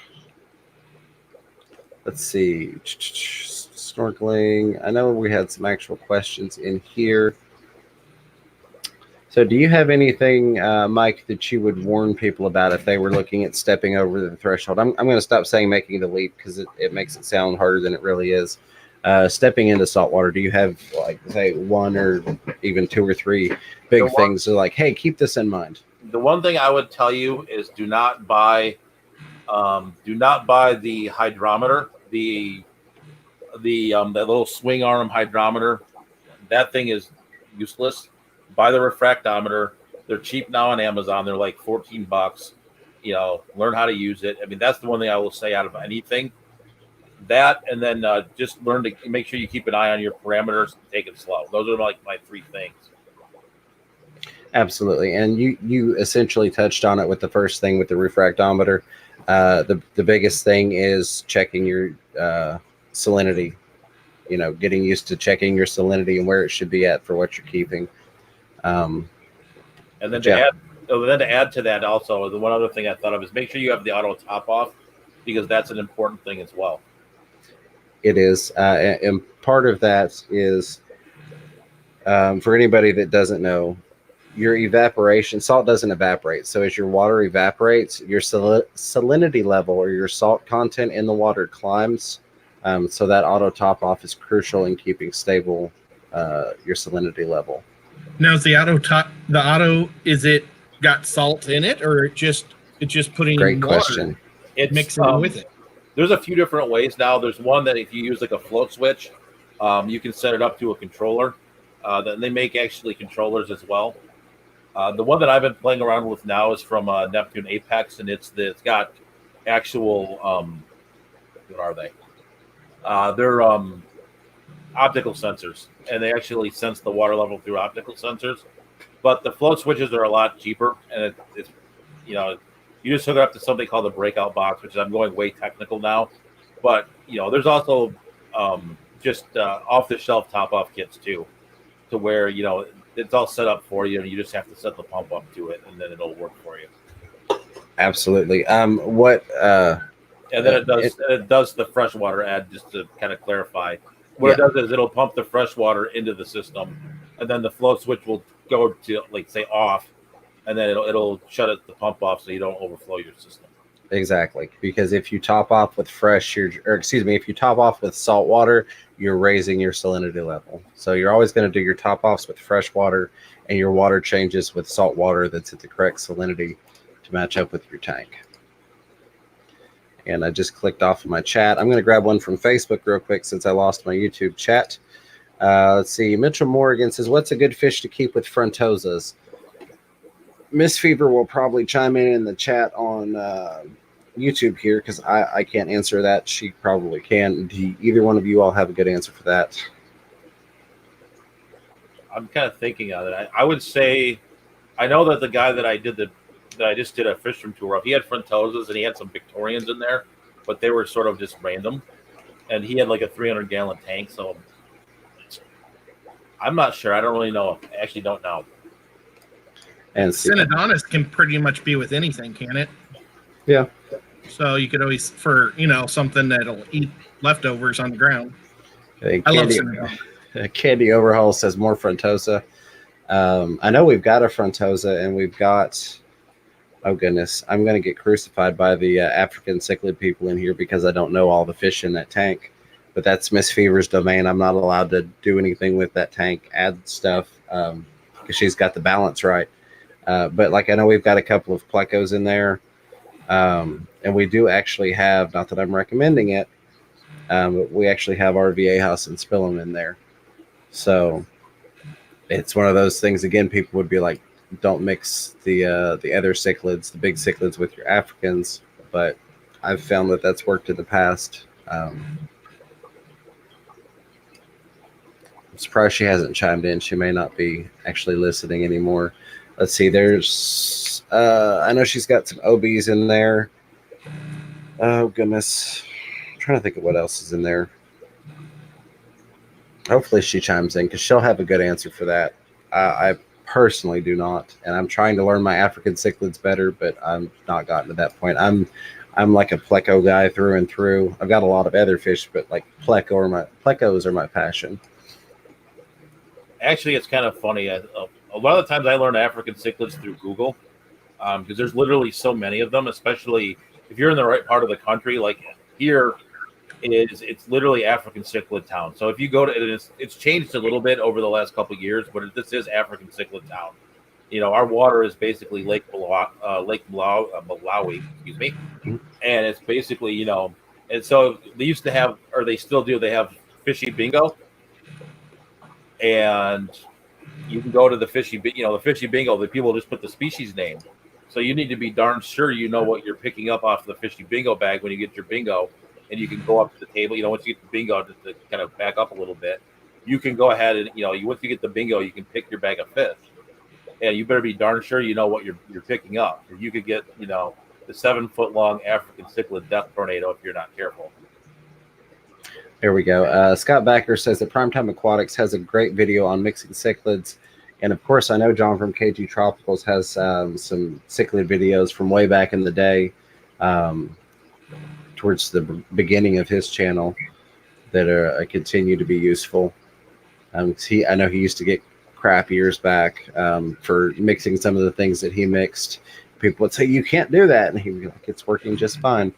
Shy Gal Miss Fever. They tend to avoid confrontations and they try to be rather docile. So it's more your particular fish's temperament than it is breeds. OBs. Okay, so she's telling me there are OBs. Dragon Bloods. The VA house and Spillum. The VA house and Spillum. Sunshines. Or Dragon's Bloods. Dead Air. She's thinking. Is there I a can tell you more if I was looking. Okay, Tetra in there's there? the Sunshines. There's, That Tetra's not in there anymore. He got moved over. He's actually in with, and she got kind of mad at me, but I was starting to fear for him when we were bringing new fish in. So I've got him in with my, I say pairs, but my colony of bristlenose. Regal Blues and Fury Eyes. That's the other ones. I don't know what you said. Regal Blues. Regal Blues. Fury Eyes. Fury Eyes. And the red Frontosa. He's not a blue Frontosa, and that makes a difference too. And it's a red Frontosa, not a blue Frontosa, which makes a difference apparently. That's it. That's all I can think of. There's more. There we go. So there is a much more detailed answer than I could have given you. That's what she's got in the African cichlid tank. Thank you, Miss Fever, for that. So I was at a loss. Let's see. I got a highlighted one here. It says, yes, Detroit and Calgary water is like Lake Malawi. All the limestone ends up in the Great Lakes from Alberta at Fishroom Fever. That's from Chewy LTD. Yep. And apparently I killed my volume when I moved that. Let me bring that back. Okay. Don't think I've got any more questions on Facebook. I'll check that real quick. I don't think we've had any issues streaming to both, and I upped the latency on YouTube to help give better quality on here. So I'm glad that seems to be working. If anybody has had any issues, please let me know, and we won't do that in the future. Well, I got a question about the fish room. When you have that many tanks, do you have one consistent substrate you use, or do you try a lot of different things? Or I actually, honestly, most of the substrate in here is purchased at Home Depot. It's either the Home Depot, not Home Depot brand, but it's like the pond gravel they sell by the concrete, or it's the either like a pool filter sand, or there's a sand that's like the all-purpose sand, but you've got to be careful to make sure it's the right grain size because they seem to have a couple different grain sizes. But honestly, I buy a lot of my substrate at Home Depot, and it's a lot cheaper than going to the fish store. It's like $4 for the 50-pound bag, and then you just have to make sure you wash it really well. And then with the sand, you will have to let it run for a few days just to get all the particles and everything out, even if you do wash it. But that and like the pool filter sand, I mean, that's all I use. have you ever used that black sand that's used for sandblasting? They sell it Tractor Supply. No, I really haven't. It's not one I've really messed around with. I mean, the nearest Tractor Supply is about 30 minutes away or so. We're still kind of, even though I'm in the northern suburbs of Detroit, we're still kind of in the suburbs. So you got to go a little ways to get to a Tractor Supply around here. And then I just haven't had the need for black substrate. So I've been thinking about doing that for some shrimp tanks, just see what it's like, and I'd like to pick your brain. No, pick away. Absolutely. Real quick, I do want to mention Vicky M in the YouTube chat says, lurking, you talk about angel/breeding talk. Have to mention this. Swedish fish breeder Sven, I'm going to probably mess this up, Fornbach, has passed the 25th of January. He was the first ever documented breeder of Altums, beat a German guy with 6 hours. All right. I did not know that information, and I'm sorry that we've lost him from the hobby. That's an incredible feat to be the first to breed something in the hobby. It takes a lot of, generally speaking, a lot of knowledge and time and practice to do something and get it right. So, but it's always cool when you beat somebody by like 6 hours. Yeah, because that poor sucker. Absolutely. Yeah, if you want a really good story for a good read, check out it's like lightning/maroon/clownfish.com, and it's the story about how the lightning maroon kind of came into the hobby. A gentleman named Matt Pedersen got like the only lightning maroon, and then he kind of was able to strike a deal to get the fish himself, and he was actually the first person to breed that, and he's like the reason that we have that strain of maroon clownfish in the hobby. And it's a really interesting story because he went through a lot with that fish. Like he went to the aquatic vet because it got sick and he had trouble getting brood stock that kept dying. It was just, you just read. It's a blog. It's not like a video, but it's a really interesting read. That sounds like it. I'm going to have to check that out. I've heard a little bit of that mentioned before and just hanging out at the fish store for hours, but I've not actually read the whole story. Excuse me. Rick Silva, hello and welcome, says at Fish Room Fever, I have a gold Severum and electric blue Acara in a 75-gallon tank. Both are very small. How fast will they grow, and will the Severum grow faster?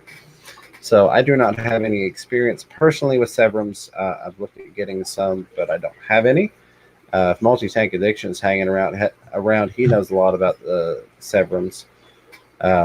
Mike, you probably have some experience if I had to guess. I have...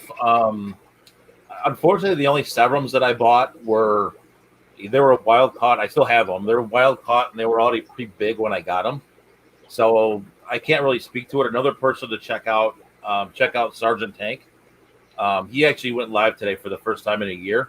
So that was cool. and he's pretty close to me. He lives about 2.5 hours from me. So I've gotten to know him quite a bit personally, even when he was off. Before he went on YouTube, but check his channel out as well because he's kept a lot of Severums as well. And his website, he sells a lot of neat fish. Absolutely. I'm going to have to check my notifications because I don't think I saw that, but I've kind of been trying to avoid YouTube listening while I'm at work because I've been like ultra focused on work lately. I probably get like 10% of my notifications, but I was just about to go into a grocery store, and then that popped in. It's like, you know what? I got to sit in my car and see what he has to say since it's been such a long time. I couldn't figure out how to hit like on my telephone, so I was one of the people that didn't give him a like. Yeah, no, like I said, there's some of his fish in here as well. Nice. So like I've been over to his house. I've seen his fish room, not the current version, but he's a pretty good friend of mine. So, and see, this is why I love the balance that we have. Shy Guy Miss Fever pops in and says, "Yes, the Severn will grow faster. Acara are painfully slow growers." She knows a lot about the things that I don't, and it's awesome because I can come to her for advice on things, and then if she has questions, she can ask me. Real quick, I want to say thank you, Mitchell Moore on Facebook said, "So I got your sticker from Aquatic Marine," and thank you to Aquatic Marine for passing out my Fisherman Fever stickers in the store. Let me see, I just lost where I was going to go before that. I had something that I wanted to add, and I've forgotten it. Hopefully, it pops back up here. Somebody did mention that they've heard the sandblasting sand that we're talking about using for substrate can have sharp edges.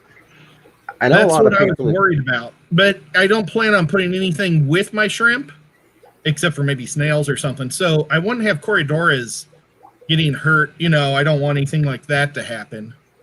But I figure, shrimp might be able to handle it just fine. Absolutely. When you were talking about like firsts and things of that nature, one of the things that I'm hoping to do, technically I wouldn't be the first, so to speak, but I would be the first to like video document it. There's one person that has done it, but it was years and years and years, a couple decades ago now. So of course we didn't have the same type of YouTube and that type of documentation proof, so people can be skeptical. But I've got my Pygocentris caribe, the caribe piranha. They are one that currently is wild caught only. I've had some luck, and I don't have the documentation from them, so I don't really go into it, but I've had some luck with other species that are not supposed to be breedable in the home aquarium, and I've bred a ton of red belly piranha. So I'm hoping and praying, if I go through the hard work of simulating everything like I did with the red bellies, because they're also Pygocentris, but I can maybe get them to breed and have it video documented, and that would be a first. So that's one of my aspirations, is to try and do that. That would be cool. That's kind of one of my sort of bucket list items, right? Is to be the first to breed something. Yeah. The list is getting smaller and smaller though as we go through, as we go forward. There's fewer and fewer things out there, and a lot of it's saltwater. And when you start getting into that kind of fish, you're raising copepods, you're raising macroalgae or microalgae. It's a involved thing to do. So. And we've got Select Pet says, "I've never had issues with blasting sand, Corey's, plecos, shrimp, etc." So that's good to know. I've seen a lot of people use it, and I haven't. I've heard both sides. I've heard people mention the sharp edges, but I've also heard people say they haven't had issues with it. But I've not physically gotten my hands on it. I want to get some and try it out in a dirted tank, because I think it would be nice to cap with that. Versus sand, and give it that all black look, if you will, on the bottom, especially with the black background painted on. But I've not tried it yet myself. So thank you for that information, Select Pet. Let's see. All right. I think that we're all caught up on questions in both Facebook and YouTube somehow. I want to say a huge thank you, of course, to the Fish Tank Barn for joining me. I'm not doing an outro, but I want to do some thank yous. Of course, Chattanooga Ed, thank you for co-hosting with me. The moderator team, thank you for putting in all the hard work. Candy Overhauls, thank you for being here, and all the other mods as well. But Candy's just throwing those links out left and right. I appreciate that. And of course, all the viewers on YouTube and on Facebook, I appreciate you all hanging out with us today. This was something new that I wanted to try. It's a little bit different, but I think I'll probably start doing it more often. Why not? So thank you to everybody. Just wanted to get that out there. Well, I appreciate you doing it, and I think it's a smart decision to do this Saturday prime time spot. Thank you, Ed, because I didn't actually technically mention that. I am going to start going live every Saturday, along with the standard Thursday/Friday 12:30 a.m. stream. So I don't want anybody to think that we're going to be quitting the nocturnal feeding show. That's still going to continue. But I am going to start going at 8 o'clock on Saturdays, Eastern Standard Time. I have like one or two guests planned that like won't start until maybe like 8:30, but we can get on, talk a little bit, go through the chat, and then when the guest is available, they can join us. And of course, I want to mention that I've got Joel Corvus-Oskin going to be here 7 p.m. Eastern Time, Monday the 24th. And then Priscilla's going to come back and she's going to do some art live on stream Saturday the 29th. And that one's going to be, she'll come on at 8:30, but I'm going to go ahead and kick the stream off at 8 just to maintain that spot. Of course, we've got the big fish deal that we're all going to. That's coming up on, what's the 14th that we're going up? 14th, yep. Yeah, so that's going to be fun. Mike, do you have anything? Because I know you stay up on like the local club meetings and things in your area. Really, I think there's, I think Grand Valley Aquarium Society auction is the 23rd of March, I believe, or around that date. Other than that, just the normal fish club meetings, stuff like that. Gotcha. And Ed, do you have anything special? I know you're not that far from me, but you know. Yeah, pretty much everything that I do, James does. But I try. Tomorrow, or not tomorrow, but I guess Monday, I'm going to help out Sand Creek on his channel. I think that's at 9 o'clock or 9:30. Yeah, he's going to go. I need to pop the Fish Fever website, which tells you all the times and channels. Well, and here's the thing. On that particular day, it gets sketchy because Caleb goes after Fishy Biz, who's been known to go different lengths. So Caleb doesn't have a set start time. So Sand Creek doesn't have a set start time. So I've just got that Sand Creek is following Caleb whenever he stops, who's following Fishy Biz whenever he stops. But like you said, for anybody that happens not to know, all of the Fish Fam stream times, the weekly schedule times are on the website. You can go check them out. Well, I'll be helping them out this week or on Monday.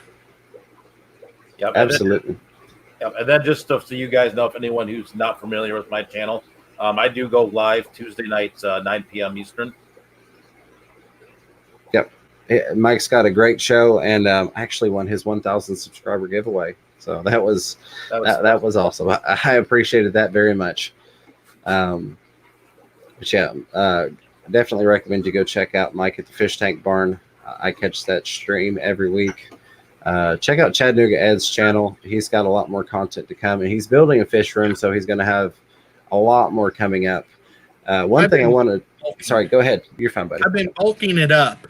I'm going to probably put a DIY out on Wednesday. I think Wednesday's my only night that I'm not on live because I'm also on Multi-Tank Addiction on Tuesdays. So he's on Wednesday. No, he's Tuesday. Whatever night I'm not on, I'll post the DIY that I'm going to do. But I'm trying to combine all my stuff. So once my fish room's ready, then I'll be able to have a steady stream of content for people. And hopefully maybe it'll bounce my numbers better. And then one thing Chevy just put up here, and I was going to mention it, I just remembered as after I stopped talking, was tomorrow if you're near Chicago, and this is something I want to get to, is the GCCA swap, which is the Greater Chicago Cichlid Association. I've heard wonderful things about it. I just haven't had a chance to make the drive over there. But that's definitely on my list to go to. I think they have it like 4 times a year. Excuse me. I'm going to mute myself for a quick. Well, is there any other major events that you like to go to?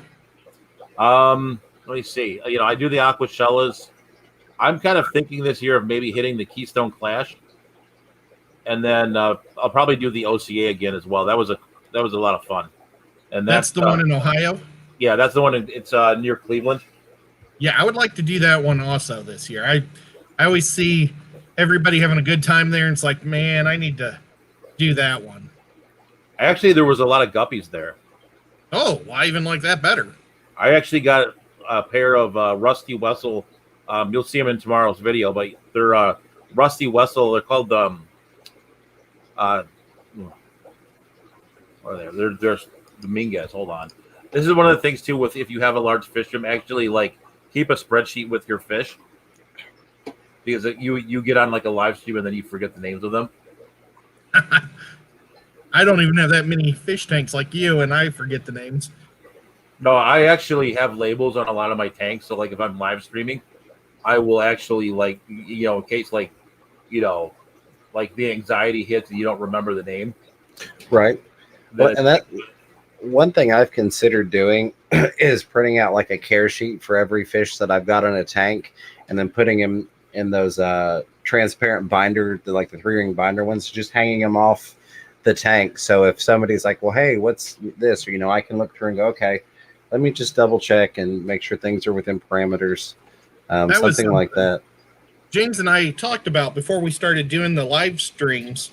We talked about trying to put together a book or, like a pamphlet that we could just, when somebody asks about a particular fish, I could just rip it open and find it. And, we never did do that. Yeah, sorry, it's Horatio Dominguez. I don't like. I sit there and it sits in my mind all the time, and then we get on here and I'm like, oh, what's the name? Sean, sorry, go ahead. Do you know any? If you were going to go to one show for guppies, what would you do?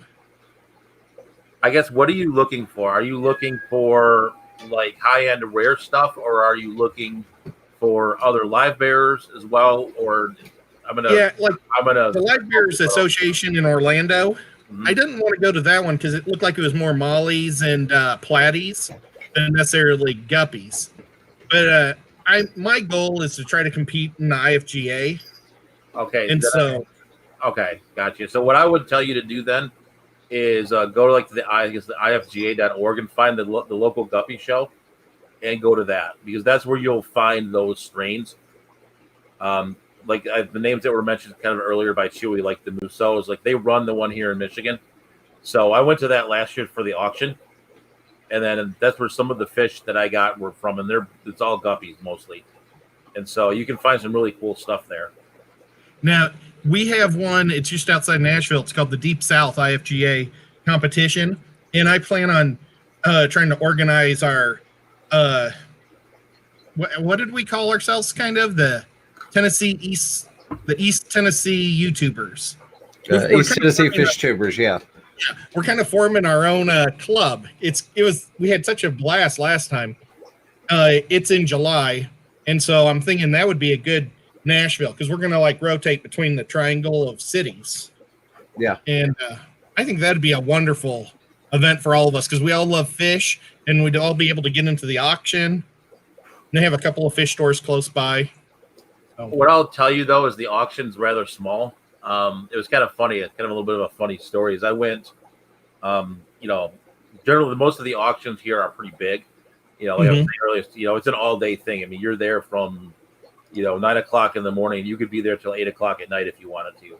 So I was like prepped. I went down. It's about 45 minutes away from me. So I got my my normal my coolers and all my stuff. I'm gonna go down there, and I get down there at 9:30, and there's like 30 bags. And so like, okay, and then I got the pass to be gone for the day, so it's like 9:30 or 10 o'clock now. I'm like, what do I do? So I went around fish store hopping and kind of made my way home eventually.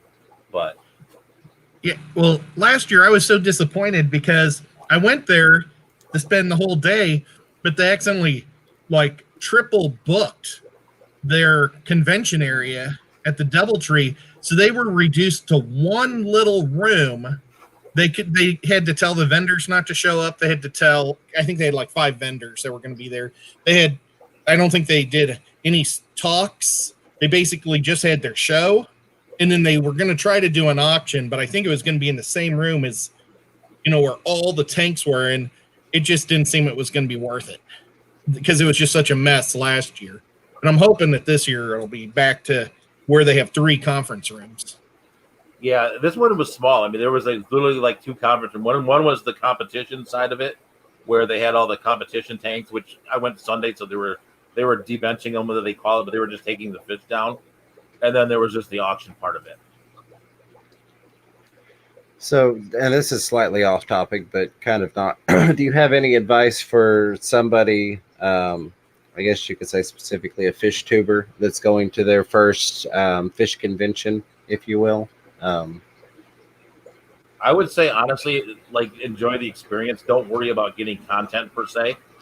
I do now, but it's like I've been a few times, but like make it more about the event and knowing the people than Right. about getting the content. You can always get the content. You can either go in the morning or go when it's quiet and get the content, but make sure you interact with the people because you can learn a lot about fish and YouTube by just sitting and just listening. Right, absolutely, and I've heard that from several people. And I kind of figured if I do end up doing much filming, it would probably be like, hey, actually meeting you, that type of stuff, filming the people interactions versus running around filming the tanks, because I know, like especially at the bigger ones, from the viewer perspective, like Aquashella, like the first one came out and it was awesome, and then you had like 12 more that came out and it's all the same thing, and it's kind of like there's no reason for me to try and film a lot of that stuff that somebody else is going to put out. But the one thing though I will say though is like if you do film that from like an algorithm standpoint, it could link you to some of the larger channels, right? That's true. So that's one thing. That's one the benefit is like if you're at Aquashella, like go live and you can go live and you're showing the same stuff, but you're showing it in your manner, and then also it could be like I said, link it to someone else's channel. Say like a John from Cajun Tropicals or someone else. Yeah, the my first video to hit 1,000 views was the one that had it was where Bob Steenfott and John from KG came on, and it was because they were bigger channels, so of course it got more interest. So absolutely, that's really good advice. Actually, go ahead. Actually, one of the things is if you want to have a little bit of fun, actually the first YouTube video I put out was in 2008, I think it was, and then I took like a 10-year hiatus, but it was literally for the forum days, back in the old forum days. Yeah. We had to put a video out. And so I had a fish club meeting at my house where I made fish food.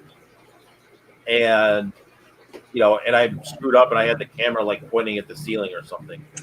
And so I had to reshoot it in our old basement, our old house. And it was all just the white brick. I looked, if you remember the 80s, the terrorist videos from Beirut where they had, just this and they're like, I hate America, and they have a gun at my head that I really don't hate, Oh, wow. But they were, but it was potato phone, it's still out there, and that was my first video to get 1,000 views. I did that in like 2008. And there's like a couple unnamed videos that are just like DCX552 or whatever that are just like saltwater fish, and then then I started doing YouTube kind of more seriously like 2018, so like 10 years later. But that food making video actually was the most viewed video on my channel for like the longest time. Nice. So yeah, I forget who it was. It may have been Bob Kaler. There was a question earlier in the chat for you, Mike, asking if you were going to be doing a presentation at Big Fish Deal. No, I will be going live, but I will not be doing a presentation. I couldn't come up with one soon enough, and and plus for me it's an 8-hour drive, so there'd be a lot of like night before prep and stuff as well. So I decided to kind of just go live and kind of be around and we'll see what happens. Gotcha. Now, are you doing the aquascaping thing the day before the competition? I would say not, just because that's not I'm not really an aquascaper. It's more, I try to make my tanks look nice, obviously, but I'm not. Like, that's not really my thing. I'm more of a breeder. So, well, I'm hoping to at least finish 9th in that. Maybe Ed will come in 10th and I'll finish 9th. No, just kidding, buddy. No, you see, it's going to be a big competition between James and I. Who's going to be? we should bet something big on it, like a beer or something. But as you can see, my aquascaping is jungle style. That's how mine is. That's all that. No, I mean, I don't know how well I would aquascape after being in the car for 8 hours or 9 hours, if you count stops. I think it might be a little rough. Well, I'm going to be 9 or 8.5, and I think from James' house is like another 8 or something. So I might be 9 hours in that car. Yeah. Yeah, no, aquatic experience was 11 when I went out there. So I think it's about the same for us when we go out there. Yeah, jeepers, you might live like down the street from us. No. Yeah. No. I'm another 8 hours from you, just in another direction. Yeah, he's like, It's Yeah. funny. We're all the same distance as far, but I think he's talking about Chicago's, not Dallas. Chicago would probably be Dallas is probably 16 hours for you. No, I'm just guessing. Dallas. Dallas is a flight. I don't know. Yeah. I wouldn't do Dallas in the car. About 11 or 12 is kind of my max. So, Aquatic Experience was kind of pushing it. Like, New Jersey was, that was 11, and I was getting pretty tired by the time I got there. oh, I'm sure. So I'm only going to keep you all for another 5 minutes if you'll have me. 2 good comments from Kaler's Aquatics. Bob in the chat there says, Mike has an awesome channel and he has an awesome fish barn. Absolutely. Go check out Mike. Also go check out Bob Kaler's channel as well. And then he mentions, I knew Ed before he was a celebrity. So I'm only a celebrity to one guy. Hey, that's all that matters, Yeah. It's funny when, like, the first time you get noticed somewhere, it's really weird. You notice that you're just a normal guy, right? We're all just normal people. You're walking around somewhere, someone's like, "Hey, I know." I'm like, "Oh, really?" I'm like, Yeah, which I had that happen once, but it was kind of cheating almost, if you will. I had somebody recognize me at the LFS, but they also helped promote my channel and give out my stickers. And so somebody recognized you? well, I don't know them, but I didn't know him before. I'd never met him before that, but they tapped me on the shoulder like, "Hey, man, I loved your stream with John from KG Tropicals." And I know that they legitimately watched my channel because that's not one of the videos that actually plays on the fish store's flat screen. So it wasn't like they just turned around, saw me on the TV and said, "Oh, that was a great video on this," It was somebody that had actually gone and looked at my channel. So that was neat, but again, kind of cheating because they're kind enough to pass out my stickers at Aquatic Marine. So that's awesome. Let's see. Make sure I've not missed anything else. Don't have anything new on Facebook. Cichlids 23. I always just want to say C23. Lost a $35 snowflake eel back in '99. He was called Jumper also at the Zen Ginger. So it looks like I've missed part of a conversation there.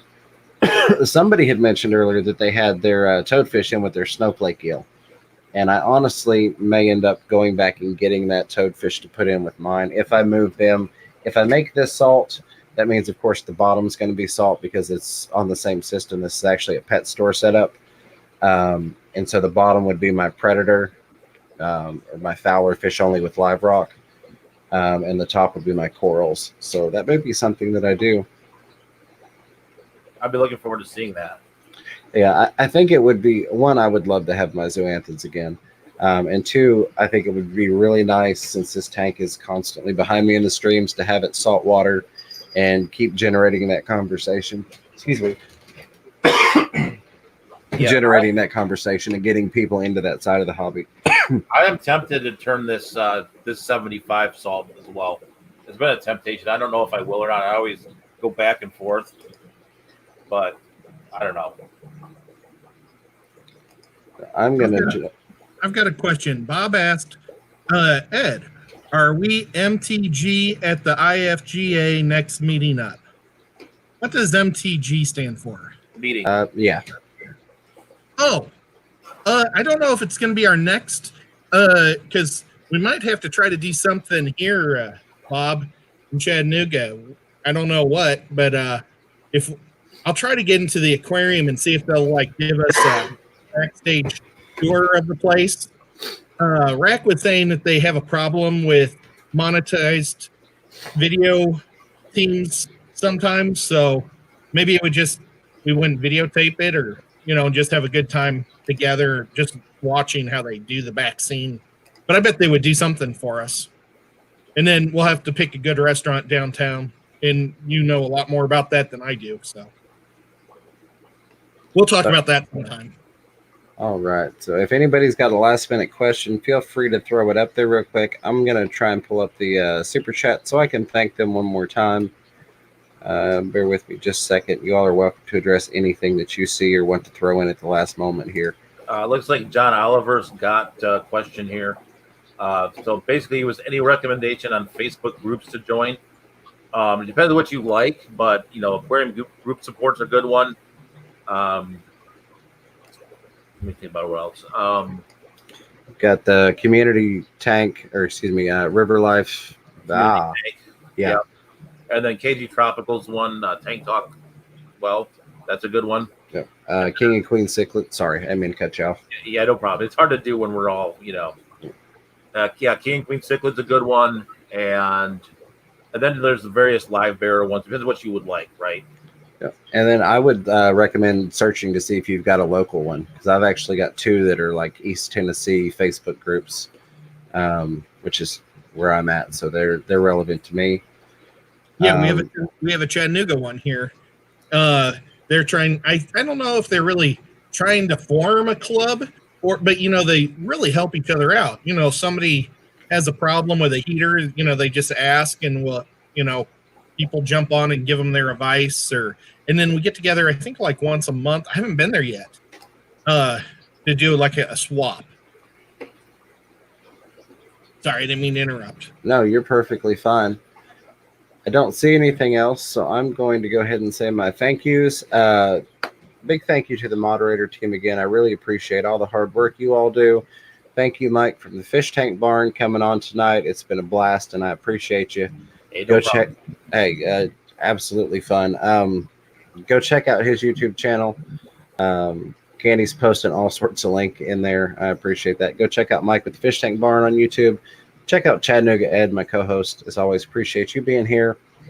Everybody for watching, the people that participated in the chat, the lurkers, the super chats. We had Zen Ginger with the $2 super sticker, Moonstone with the $10 super chat, and King and Queen Cichlids with the $5 super chat. Never required or expected, always appreciated. So thank you all very much for those. I will let you two do your goodbyes, and then I will send us on our way. All right, go ahead, Ed. I'll let you go first. Okay, well, hey, I really appreciate. It's always opposite. I appreciate you coming tonight, and it was a lot of fun. It was super cool to meet you before the big fish deal, and I hope we asked some decent questions, and you don't think that we're just. No, it's a great question. We are. Thank you so much, and thank you everybody for tuning in on the Saturday to hang out with us. Yeah, it's been a lot of fun coming on. It's I normally do it by myself, so it was weird for me to not be in control. So it was kind of I was waiting for buttons, and I'm just like, oh, you just sit here and read the chat. So, but definitely appreciate being on, and thank you guys for having me. It was a lot of fun. So, if you ever want to do it again, I'm more than open to it. So, just go ahead and let me know. Absolutely, I'd love to. Again, a huge thank you to everyone. And until next time, keep your fish healthy and catch yourself a little fish room fever. Bye, everybody.